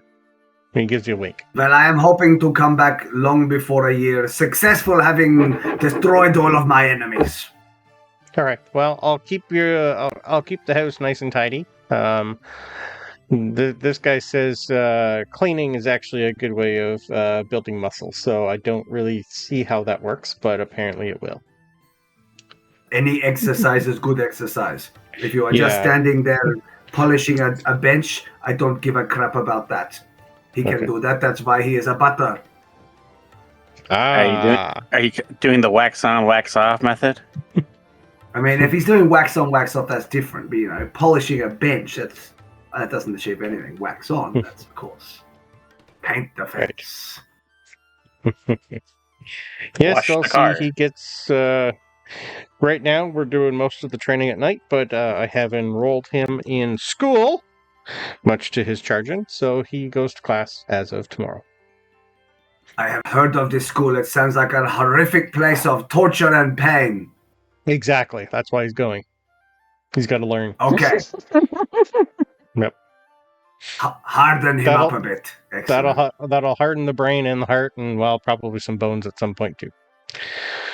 But I also believe that you have good connections. If somebody takes it too far with him, I expect you to, find a way to get that person off by themselves so he can beat the crap out of them. Well, yes. Don't you worry about that. I have friends everywhere. Excellent. I think I have done well in hiring you. I think we will make an excellent team. Yeah. Try not to die. A good policy for life. Goodbye. Enjoy. He turns and walks off. Okay. Is there anything else you guys... Sorry, go. I was like, and that's when the Pirates of the Caribbean, as he walks off. It's like, where's that sound coming from? Yeah. All right. Is there anything the rest of you guys want to do before you leave your homes? Learn a choreograph a dance to the song that he's just apparently invented. Possibly. A couple of cannons going off in the back. I rolled a 16 on the dice for dexterity. I'm sure it's a very good dance. Yeah. Jump up, click your hooves together. Yep. Yeah, excellent. Everyone's very impressed. Yeah. Perfect. All right. So if there's nothing else you guys want to do, you get back on the lovely journey back towards Alderheart. The summons says kind of urgent, but they do know it's like 4 to in between 3 and 5 days, depending on how fast you guys get there.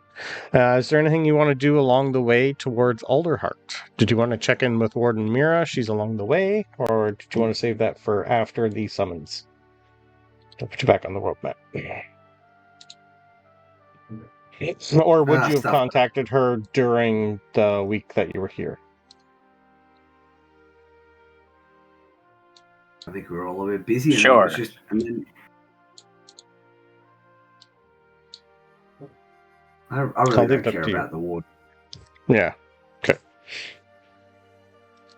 That was just fun extra stuff when I had two players that had reason to talk to her.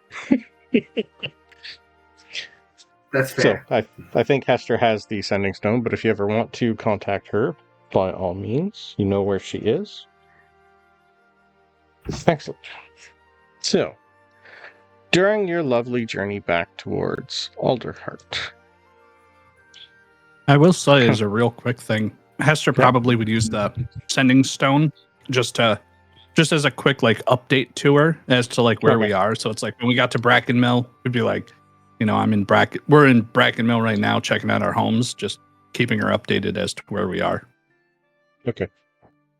Your response is going to be quite hurried, saying, right, tracking down some info. Glad you're not coming in, not home yet. Keep in touch. I'll have more words soon.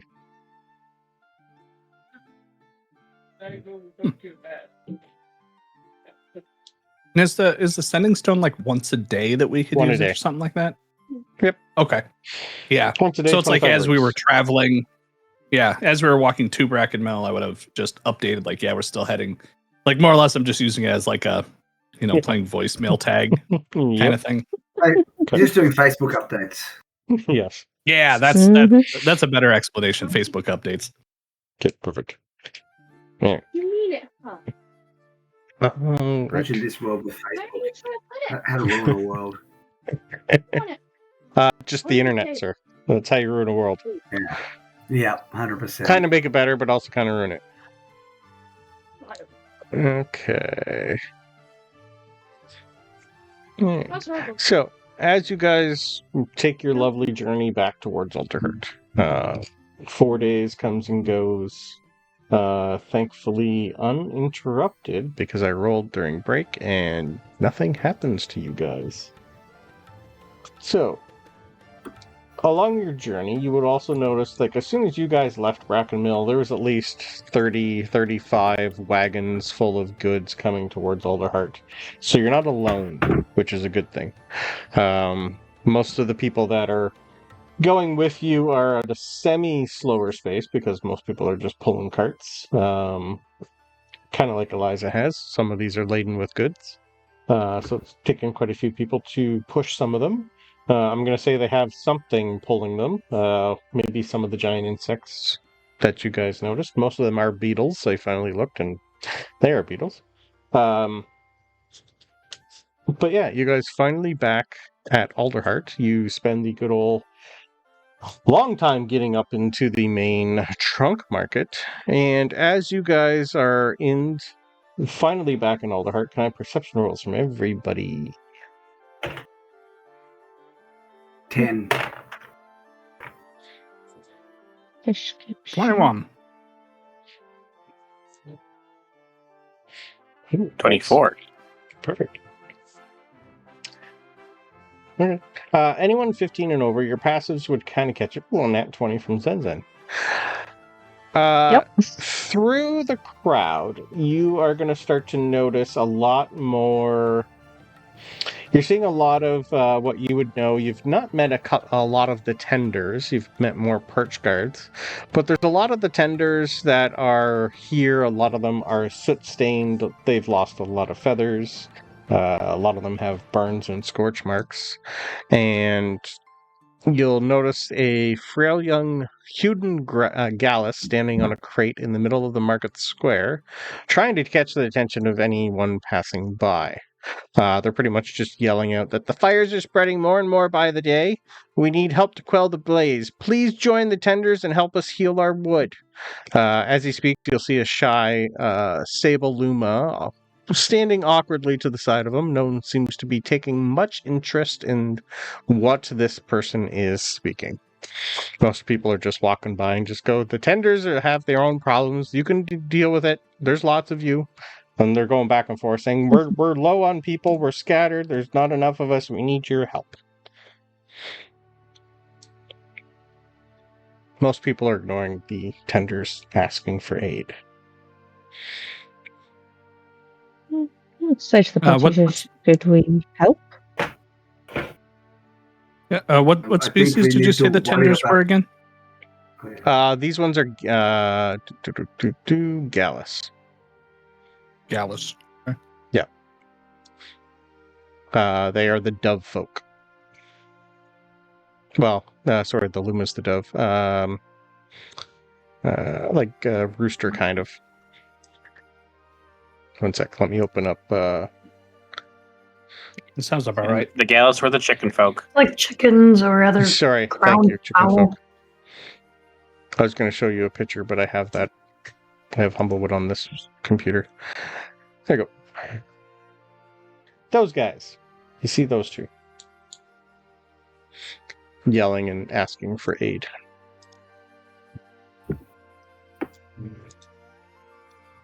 So, sorry, one's a Gallus, one's a Luma. That's the problem. Yeah, Hester would. Wow. You get so used to talking in Hester's voice, I start stuttering myself. Hester would ask them if they like what they need help with, like what exactly.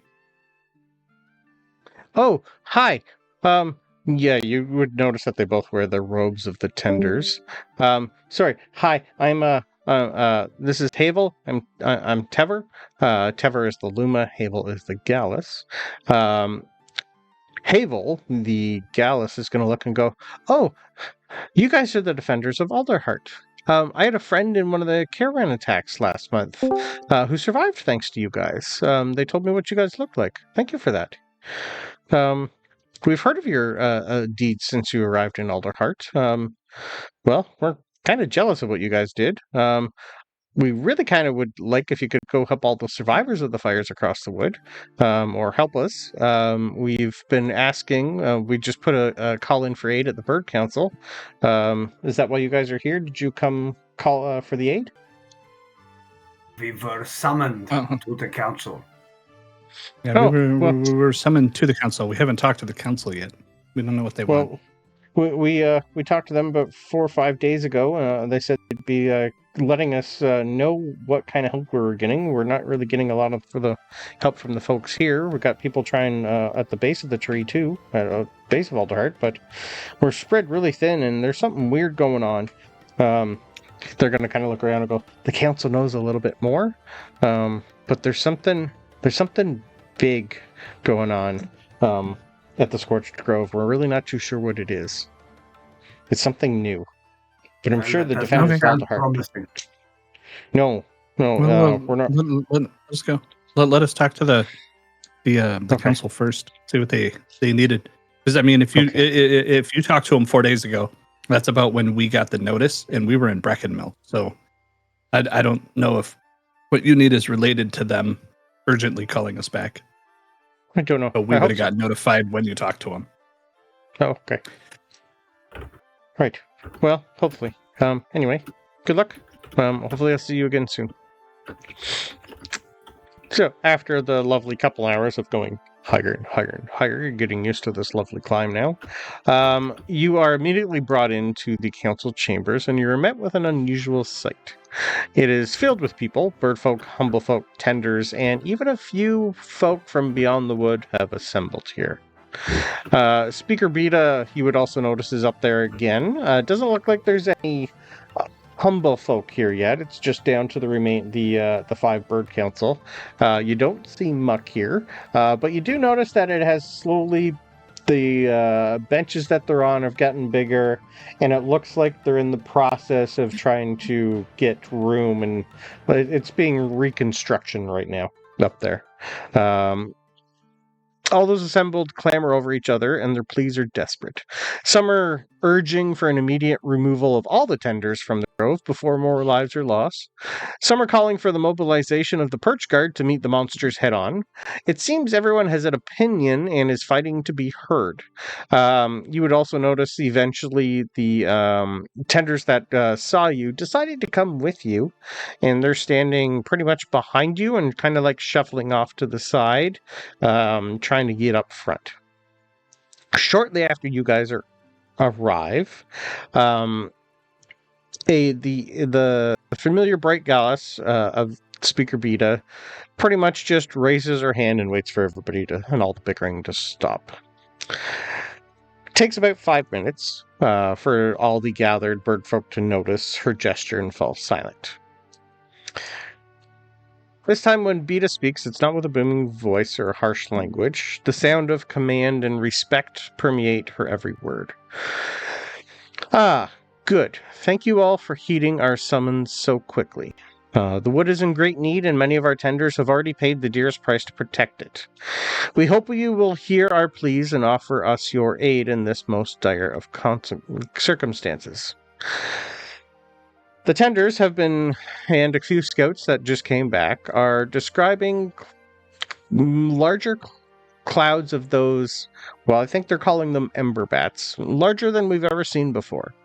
There's also been strange fire creatures sighted in the woods, and they have injured many travelers. There's been a lot of missing tenders, and the reports of a huge unknown creature is stalking the ash plain of the grove. Something must be done. So this is why the council has been called upon the help of the defenders of Alderheart. I will offer any information else I can when I get it, but this creature is a new discovery and the council has little to go on. Now, with the merging of the Bandit Coalition and the council here, our Perch Guard is obviously quite spread thin because they're in the middle of relocating a lot of them and trying to figure out security measures. So, she's just going to look and go, "Oh, Tever, please come up here." The one that you were talking to before. He's going to reluctantly say he's the first to encounter the massive beast in the grove. He recalls seeing the ash of the plain seize up as if something were burrowing through it. The creature never broke the surface, so he wasn't really able to get a good look at it.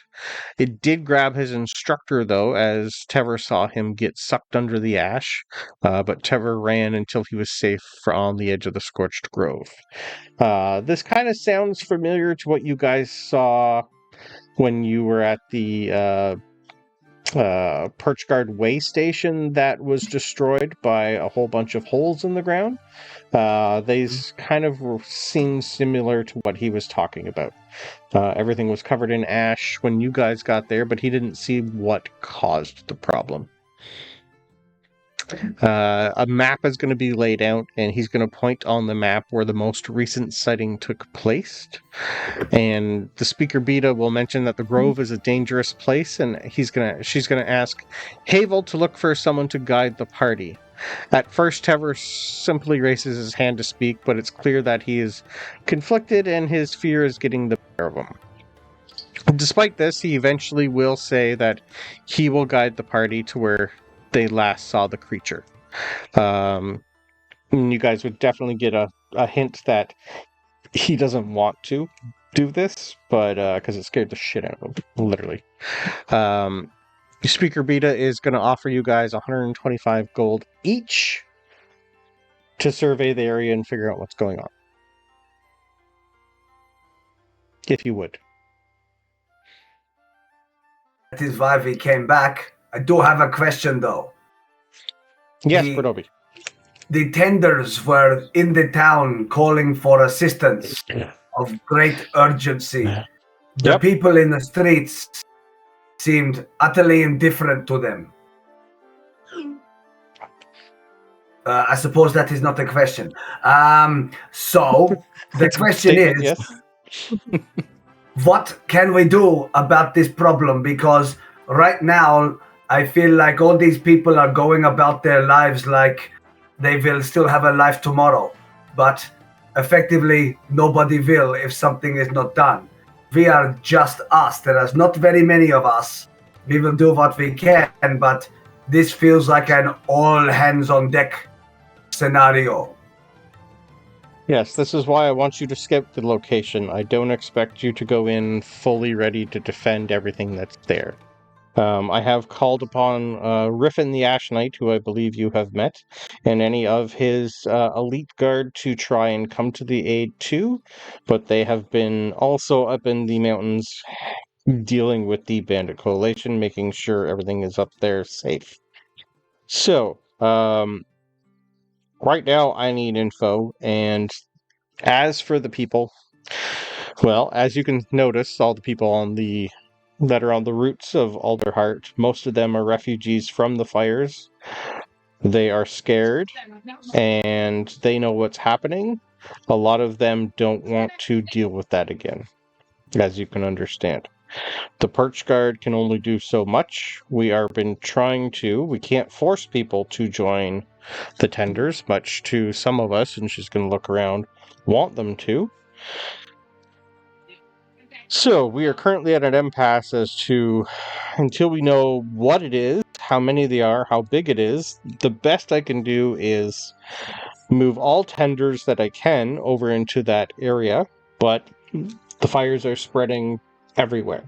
They have reached Winnowing Reach, they have reached the northern part of Alderheart itself, and many of them are either not coming back, many of them are quite injured. We're running low on able bodies. So I've put out the call to pretty much everywhere that I can that anyone of able age and has at least a smattering of magic, especially at the Avium. I'm trying to get those people out of their libraries to help, because they would be the best ones to do that. So I'm trying, Bronobi. But a lot of people just don't want to help. We have just come from Brackenmill. It seemed like nobody there was aware there was an issue at all. They're aware, they just don't live at front hand like some of the others that live close to the Scorched Grove. They're farmers, that's what they do, they grow food. Until some sort of situation destroys their crops, they're farmers, they're going to farm. And we need to stop this situation. Unfortunately, yes. This is why I've called you, because you are quite, and she's going to look around, reliable. Pretty much Brackenmill is Polar Harbor. And it seems to me, he wants to say loudly, that Alderheart pays very well for people that do services for it. So all the people out there struggling to make day-to-day living, perhaps do some good services for Alderheart, and there will be payment for it. That is, of course, the only reason we are doing this. Well, maybe not really, but the point is, the money does. He looks around. I'm sure there are people in here wringing their hands, but not stepping forward who could. Can I have a persuasion roll, please, with advantage, sir? I mean, the advantage got me up to 12. That is a number. It's okay. That's a number. Did anyone else want to say anything, or are you going to just let Bronobi do all the work?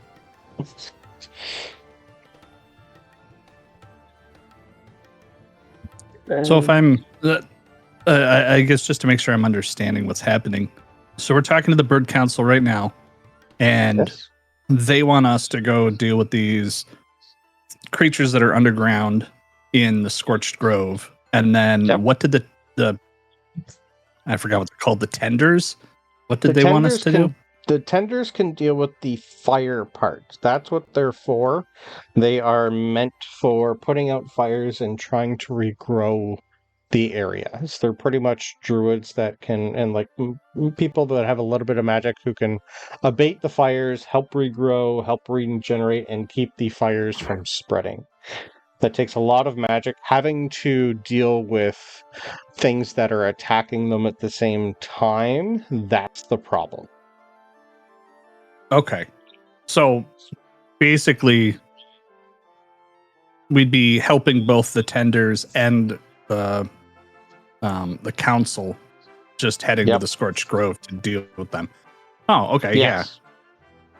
yeah. So there's nothing really else that Hester would add, because it just seems like it's not a choice. It's a the choice is, do we go help or not? But Right. it's, since they need help, Hester's like, yeah, we would help. I No, thought I just it was a wasn't sure. choice between like helping the tenders or helping the council, but it's like, Nope. no, they're It's both wanting it's the same one thing. and the same. Yep. The Okay. tenders are just running low on people. Most of them are burning to death. Or Soft. dying from the creatures that keep coming into there. Yeah. No, I just wanted to see if you wanted to actually say anything else to the people that are here.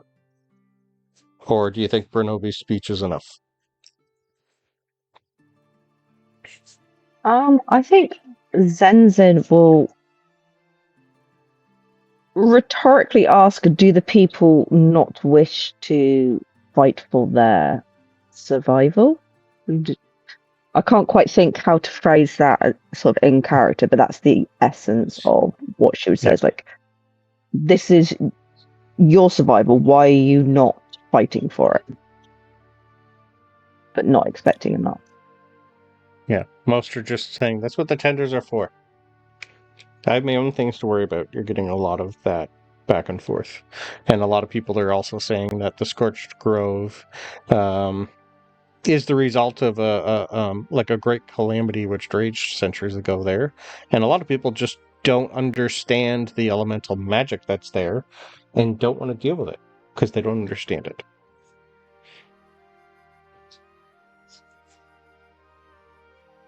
And people are usually afraid of what they don't understand. Yep.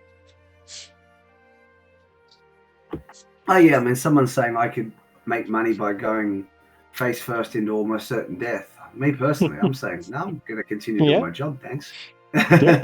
Until all their heart starts to burn, these people you're going to realize aren't going to do a lot. They have faith in the tenders. But the tenders are asking for help. It's a fun catch-22 here. But I'll take a quick persuasion roll from Zenzin because you did say something. Yay! Ooh. What am I doing? Advantage on any topic related to the skill you selected with your learned trait. Convincing. This would be convincing, wouldn't it? Yep. So I get advantage on that. Lovely. Huzzah! Ooh. A 10. Both of them are Double seven. 10. Double sevens for a 10. Okay. It seems that, just like the speaker, the head of the bird council, most of your words are going on deaf ears, sadly. And she's just going to look at you guys and go, fine, 250 gold each for you guys. And a lot of people just This was immediately go, Daggerheart, that would have been a critical success. Yep. It would have been. And never As soon as she- mind. As soon as she puts it up to 250 gold, that's when a couple hands raises and start walking over to Tever. And she just goes, right, money always talks. I should have just led with that. Does that mean she's doubling what she's going to pay us? Yeah, she's giving you 250. Nice. Fine. V had I think already Zenzin agreed will to sort of look over. Sorry. I was going to say, V had already agreed to do our job, but more compensation will help us do things. Right now, I am training up people to help improve things, so we are putting our money to good use, but we thank you for what you offer. Well, thank you for actually doing something helpful. Yes.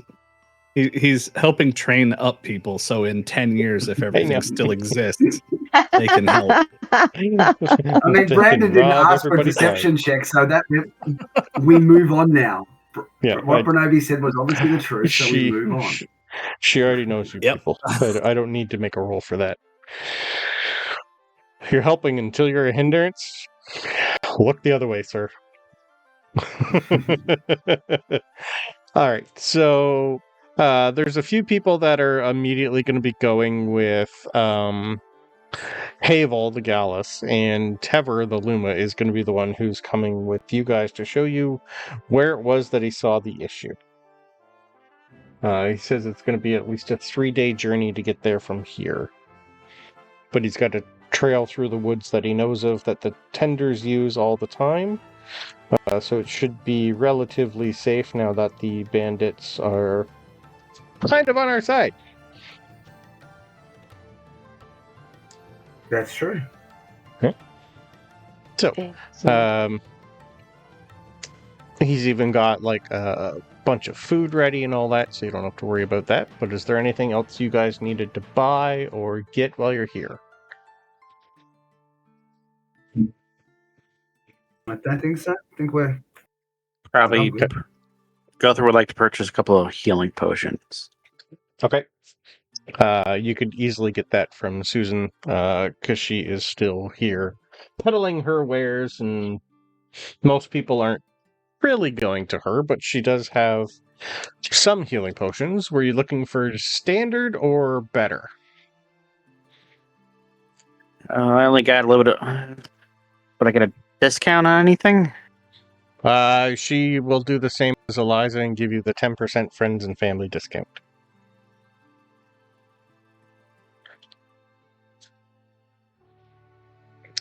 So standard healing I'll potion is pick up going to 2 be standard. 45 gold.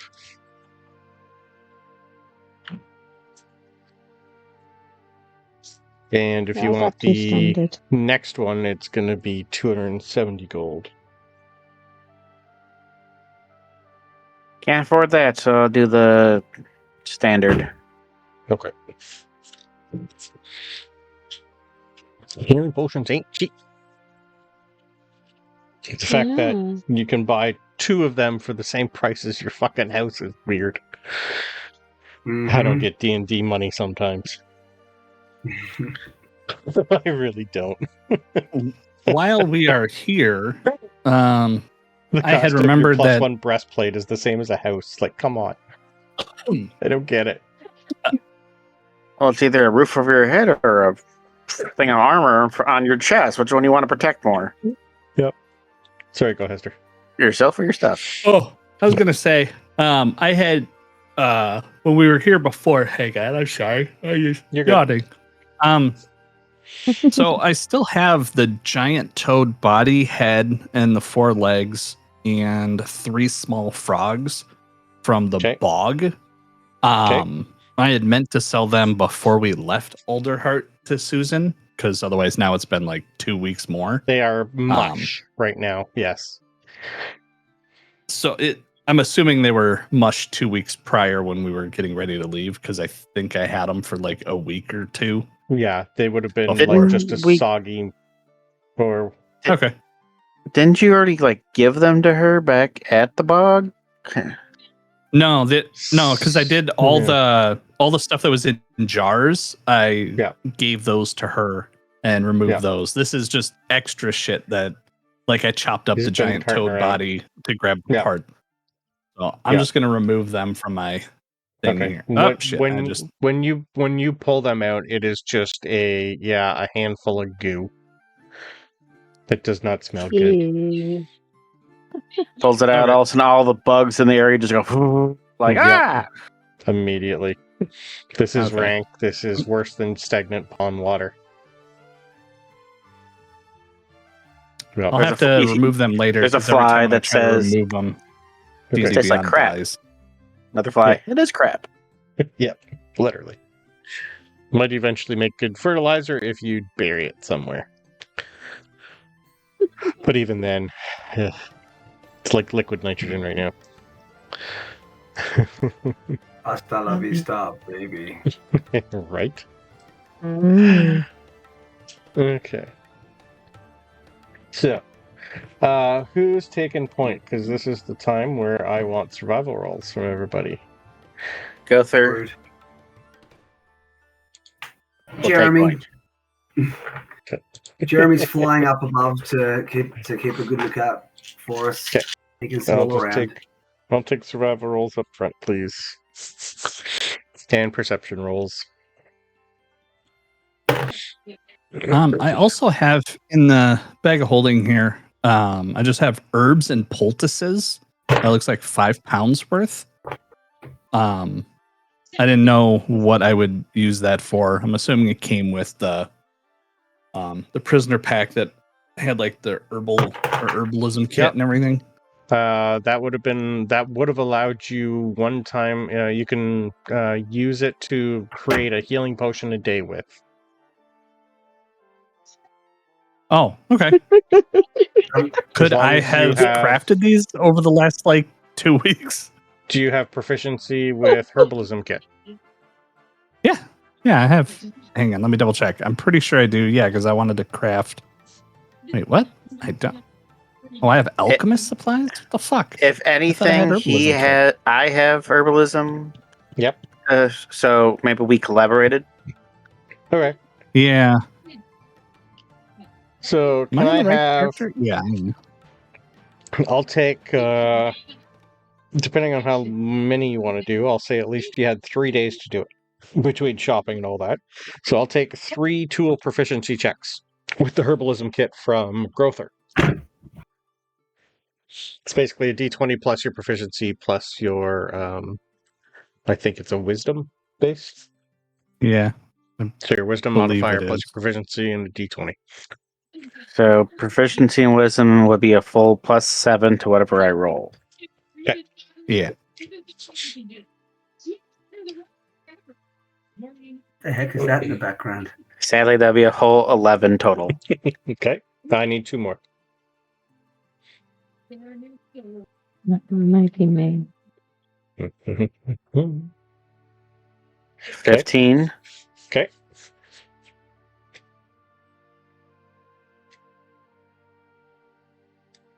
And a 20. dirty 20. Okay.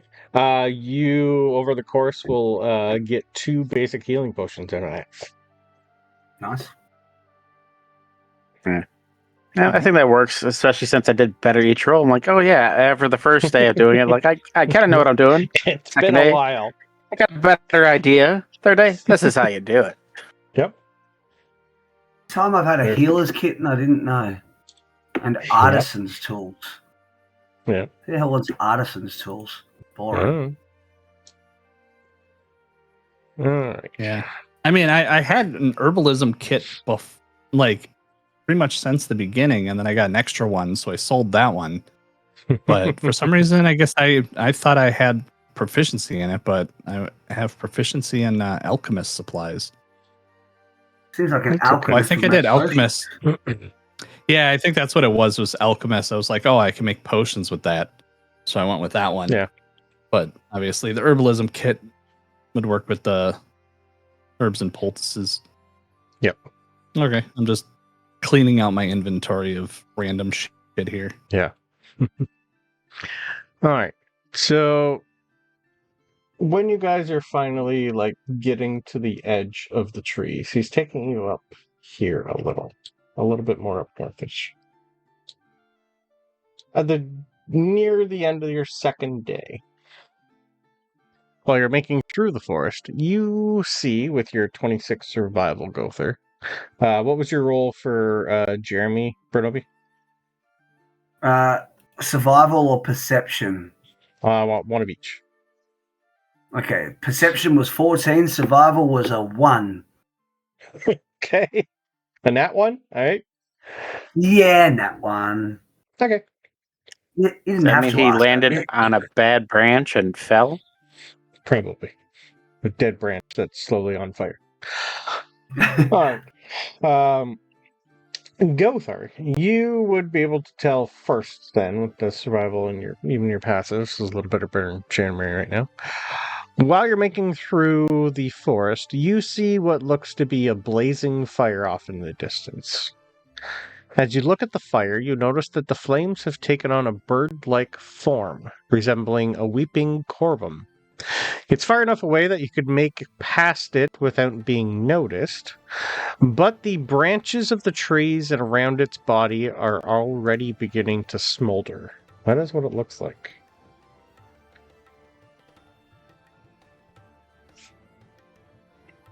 Oh, wait, was that in Discord you've sent that? Nope, I put it in Roll20. Why is it not coming up for me? You gotta scroll down for some reason. I can copy and paste it for you. It's weird. I don't know why. Oh, sorry, in the chat. My bad. There you go. Yeah. Okay. Yeah, sorry. It's one of those put to VTT things because it's right directly from the book. Mm-hmm. The creature is a fire specter, a memory of a forgotten inhabitant of the Scorched Grove. This is from Tevin. It's been animated by the flames that took its life. Most of these entities we've really only found in the deepest parts of the grove. It's unheard of to see one so far from the grove itself. We're kind of like taught to leave them be. They will dissipate once they've fulfilled their purpose. Weirdly enough, it usually consists of like reenacting a memory from the life of the victim.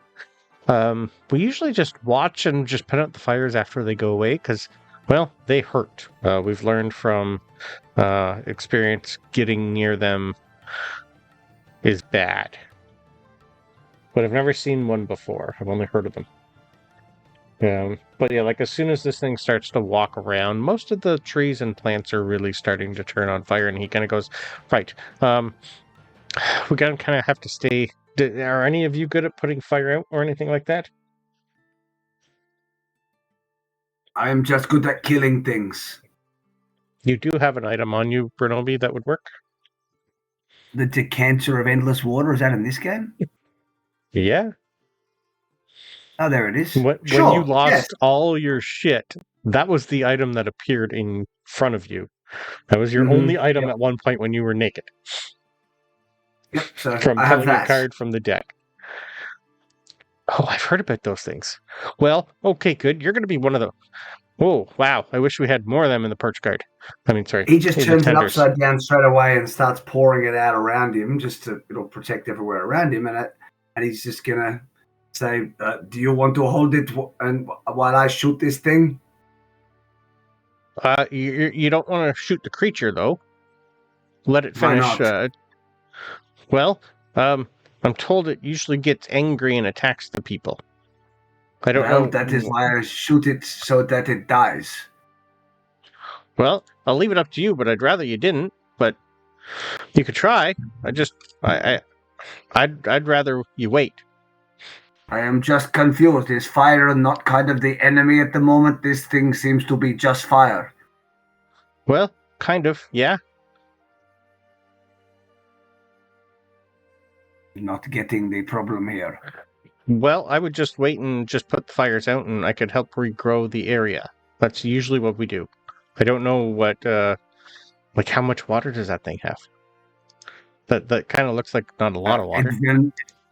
It will never run out. Just keep it upside down. Keep the water coming. Oh. You've never used this item before, Bronobi. Do you think you would know how it works?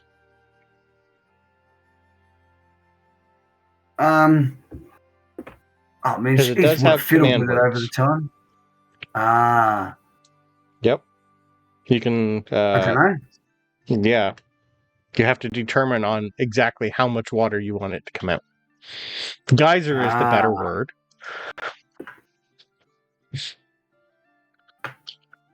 I feel like he would have redneck saying the word, "Hey guys, come here." Because I don't know if you're using splash, fountain, or geyser. Splash produces 1 gallon of water. Which isn't a lot. Geyser. You want a lot at the moment.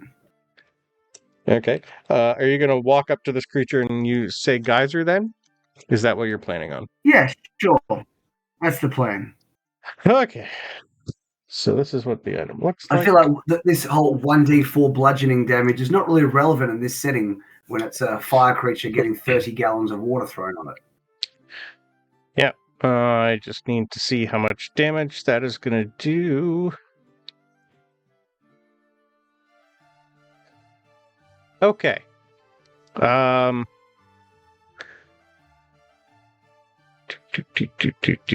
Brandon needs to try and figure out how much math, because fire elementals have water susceptibility, and for every gallon of water splashed on it, it takes 1 cold damage. So if it's doing 30 gallons, you're doing 30 cold damage to it. 30 cold. Okay. Sure. Right. Well, impromptu battle. But are give me 1 they- second here. Like resistant or highly, It's just influenced by cold damage? Influence? No, it's just susceptible for any every 5 feet the elemental walks in water, or every gallon of water splashed on it, it takes 1 cold damage. So 30 gallons is 30 cold damage, but now it sees you instead of just letting it be. We're going to do an impromptu battle with a fire elemental. Yay! What could go wrong? So I'm going to move you guys over to a map. We've used this map before. I will just get rid of, well, we'll use him for Tevor. Add your extra tokens on. We still have Hester, Bronobi, and Irma here. So Zenzin and Gowther, you can add yours.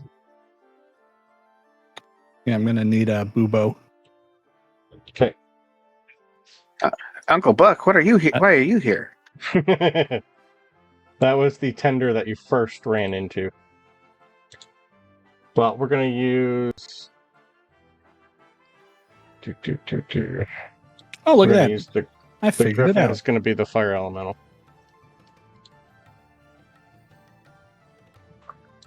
And we'll use this guy as Tevor. Let me bring up Tevor's... Presumably, Oh. Bronobi's at the front somewhere.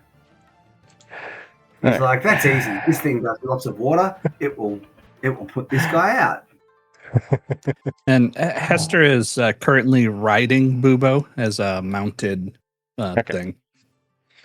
So, what does this guy have? He's a tender, and that's all he's got? Okay, that's weird. Fine, that'll work. Okay, let's throw some combat music on and roll some initiative and see if I can at least burn one of you. I mean, we can all hope. Oop, let me get rid of... I got an 18. All right. Give me I one don't second here. know. This has the old So I'm one up, supposed to have just gonna- advantage on initiative rolls. So let's see if this does it. Oh, it does. Hell yeah. That didn't do much, but all right. Give me 1 sec. I'm just going to clear that, and I'm going to put everybody back in. Okay. So Bronobi got a 12. No? But no. What? I told you you get, what I got. I got an 18. Okay. What's your dex Change it back. bonus? 4. That's why I've got Uh, the 0.18 there. Perfect. Thank you. What's Irma and Zenzin's dex? 14. 14. And Zenzin? 16. So Zenzin goes first. So 16.1. Perfect. So the surprise round's over. Gowther, you go first. So it's that birdie-looking guy that's up there? Yeah, I already had the token for the griffin, so it is a fire creature. I'll cast Starry Wisp on it. Okay.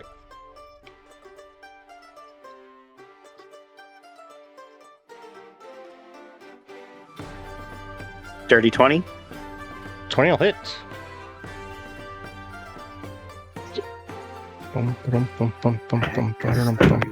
Oh, Wow, 2 wow. damage. I feel so proud. Okay. What a spell! Okay. Anything else for Gowther?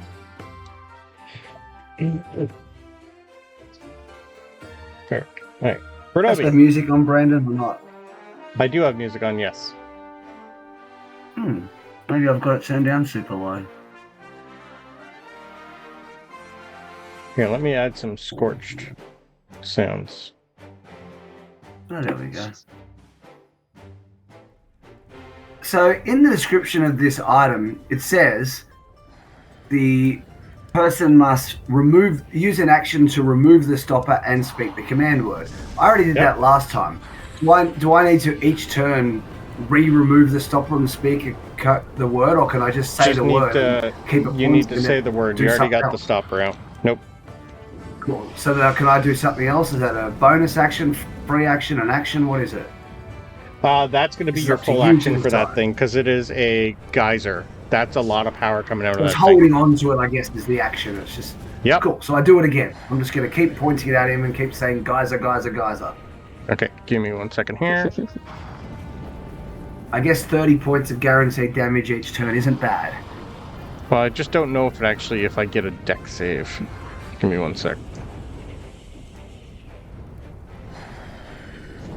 Well, it says a strength save regarding the bludgeoning damage and falling prone. Yeah, I passed the strength save. And they're immune to prone. So I'm going to give him a deck save to see if he can move out of the way. He's going to take half damage this time because I rolled well. Okay. So he's going to take 15. That's still not terrible. 19 deck save, so he knows it's coming now. So, okay. Next time. Anything else for Bronobi?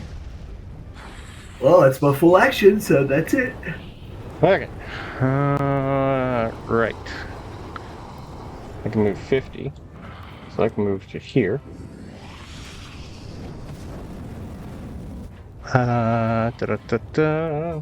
Bronobi hit him first, so I may as well hit Bronobi a couple times.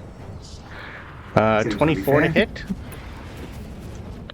For 14 fire damage, and you are now on fire. I don't like that. 16 to hit. Ooh, I think I have a 17. I do. Okay. So at the start of your turn, you take 1d10 fire damage until you use an action to put yourself out. I would like to use my reaction. Reclamation Siphon. When a creature within 30 feet of you takes cold, fire, lightning, or thunder damage, you can use your reaction to grant that creature resistance against the damage dealt, and you take equal to the amount taken by the target creature. So he takes half, and I take the other half. Okay. Alright, so what's the total? I think I said 14 fire. And then a d10 at the start of the turn, gotcha. Okay. Yeah. Yep. So I take half of that, and I take 7, and he takes 7.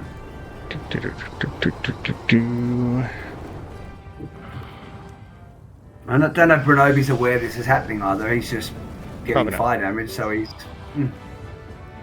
Perfect. So that's its turn. Zenzin. Zenzin is going to raid. Okay. Because why not?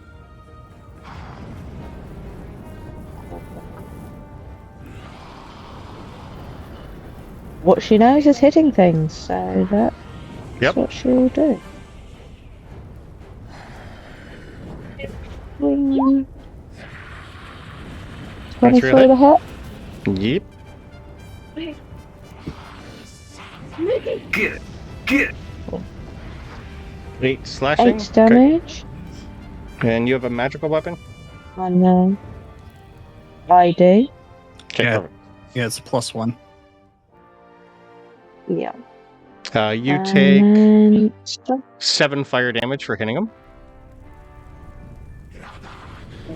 Stuff has rage. I think rage is just bludgeoning, piercing, and slashing. Pending. Yeah. Bear totem, Unless anything you're, but psychic. Oh, There you bear, go. right, thank you. I forgot you're the bear totem. Yeah. Yep. Forgot what kind of barbarian you were. Is do you do that as 3 or as 4? That'll be... What did I say? You said it was 7. I said 7, so 3.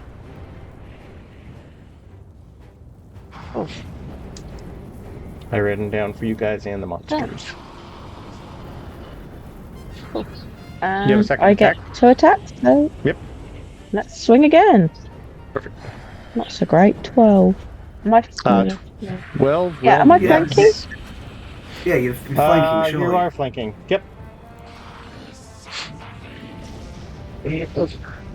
6 intelligence, 17. so he's not too smart enough to know about flanking. Yep, that'll hit. You take 7 fire damage, so reduced to 3.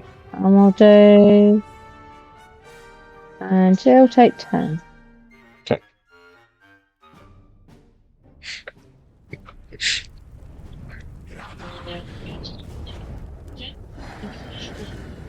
Our bonus action rage, so that is everything. Okay.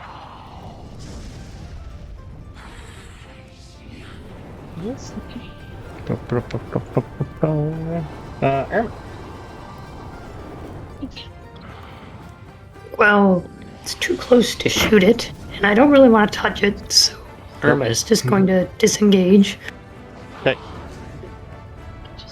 Move back a few feet. Yep. I guess to the area. And Bronobi took some damage, right? Yeah. A little bit, yeah. Okay.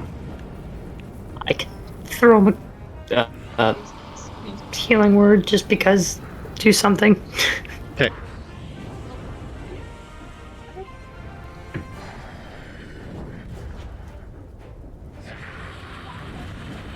There, have 7 healing. Bronobi glances over and says, "Thank you." Back to 4. Perfect. Anything else for Irma? No, that's. No, okay, perfect. Bubo and Hester. All right, so even though Bubo is positioned behind me, I'm actually riding Bubo, so Bubo's under me, and just That's fine. so I'm gonna move over here. Yep. For flanking, although I think I was flanking where I was, but just to be safe, I will have Bubo use disengage, so I will back up 5 feet, so I'm 10 feet away from it. Or whatever, because I'm going to use the lance that I have on Bubo to attack it. Yep. Okay. So then I would have advantage. Whoops, wrong button. Advantage lance. So you did move out of the way, so I get an attack of opportunity at least. I use disengage with Bubo. So. Oh, okay. Understood. That's for him. Though. So that was a nat 20. You used I thought it was for us. Yeah. So wouldn't I not get attack then? I could still try to attack you because you're riding him. Oh, right. Because technically you're not a combined, even though you're on him. I don't know really how that works. I'll do it at disadvantage. Yeah, that's how I. Yeah, I mean that's why I was understanding it that way, because otherwise it doesn't make any sense why he would get the ability to disengage if I still got attacked. That's fine. I missed anyway with a 13, so you're fine. I keep forgetting you're on him. Anyways, that's nat 20. So how do I do how do I do double dice then on D&D Beyond through? So that? just your crit standard. damage. Yeah. What's your damage? Well, it's a 1d10 plus 5, so then it'd be Okay, so it's 2d10 just 10 plus whatever 5. you roll. So just do a normal damage roll and add 10. Oh, gotcha. Yeah. Okay.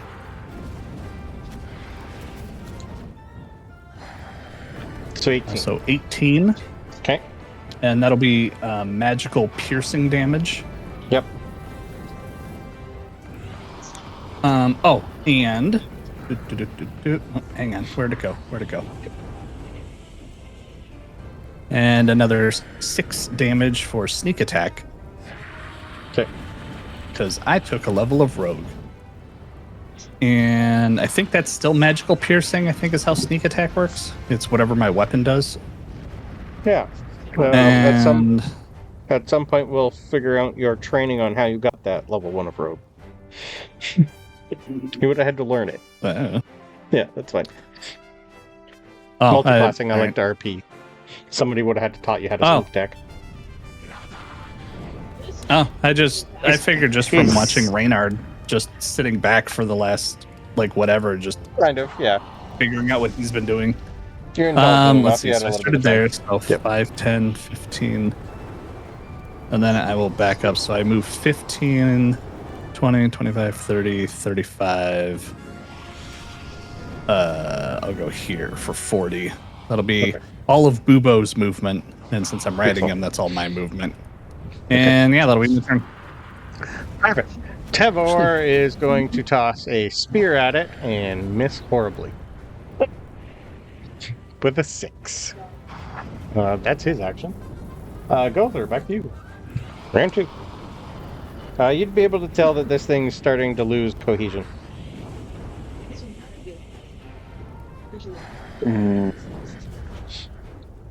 Oh, sorry. I only did 1 attack. I have 2 attacks. I just realized. Oh, okay. Sorry. Let me. I was like, that turn went fairly quickly. Why was that? You moved. Okay. Then, yeah. So I'll do the other attack obviously before I moved. Yep, that's fine. So roll that real quick. So that's a 27 to hit. Yep. For 13. 13. More magical piercing damage. Okay. Oh, actually, and I should roll 1 more sneak attack. Is that sneak attack should have been doubled on that first? Yeah. Well, it should have been doubled on the first one. I only rolled 1d6 on that. So you only have 1d. So I just would have added 6 to the sneak attack for the double. Okay. Oh yeah. Yep, I got that. Okay. Okay. Gowther. Yeah, my turn's done now. Maybe I won't get another attack on Bronobi.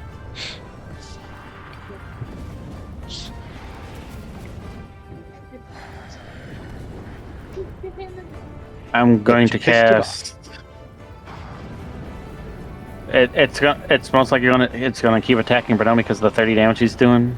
Absolutely.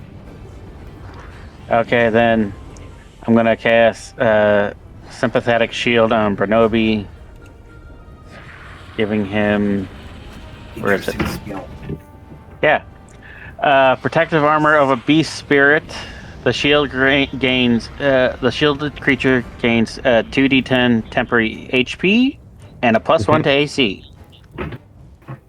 I'll roll 2d10.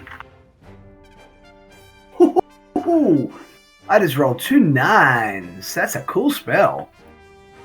Yeah, so you now have an extra 1 AC and 18 temp hit points. Very nice, thank you. Bronobi's just going to stand there taking this crap and everyone's just going to keep buffing him. He's just going to be like, I am invincible. Everyone serves me.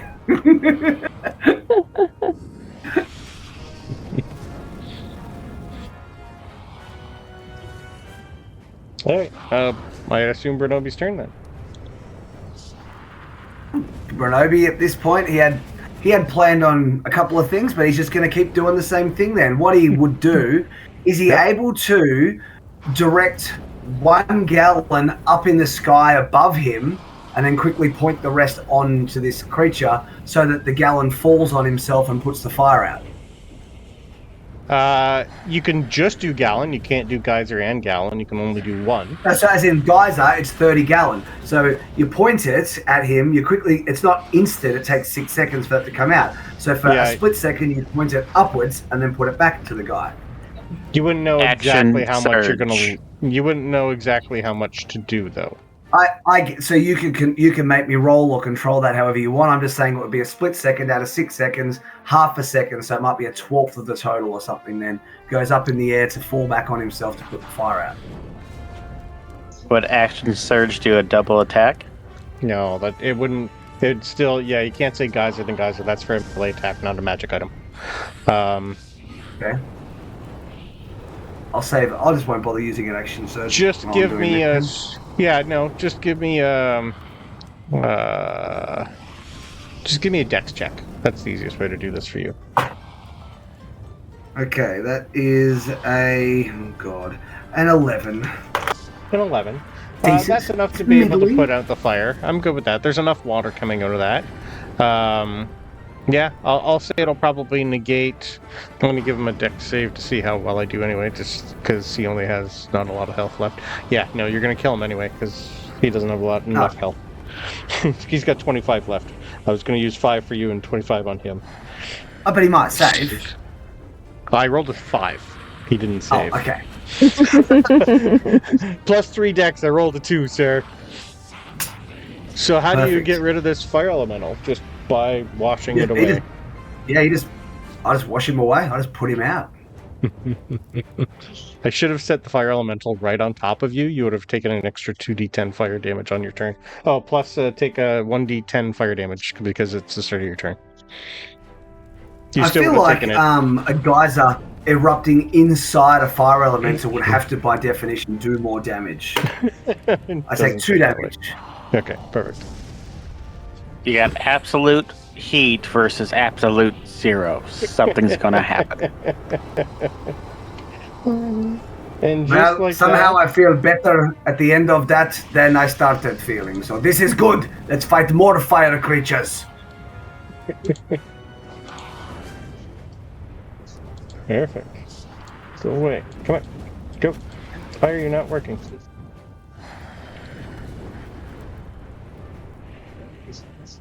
There we go. Okay. Perfect. Alright. So just like I that. can't think of Frost's character as being called anything but Gowther.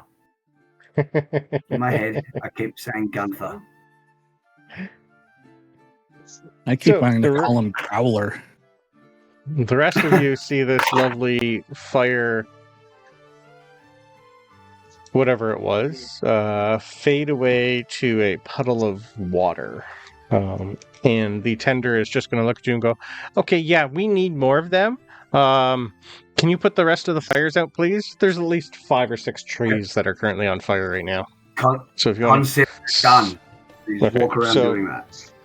Perfect. So for the next couple minutes, Bronobi goes around spreading a lot of water from a lovely, what Brandon didn't realize was going to be an important magic item.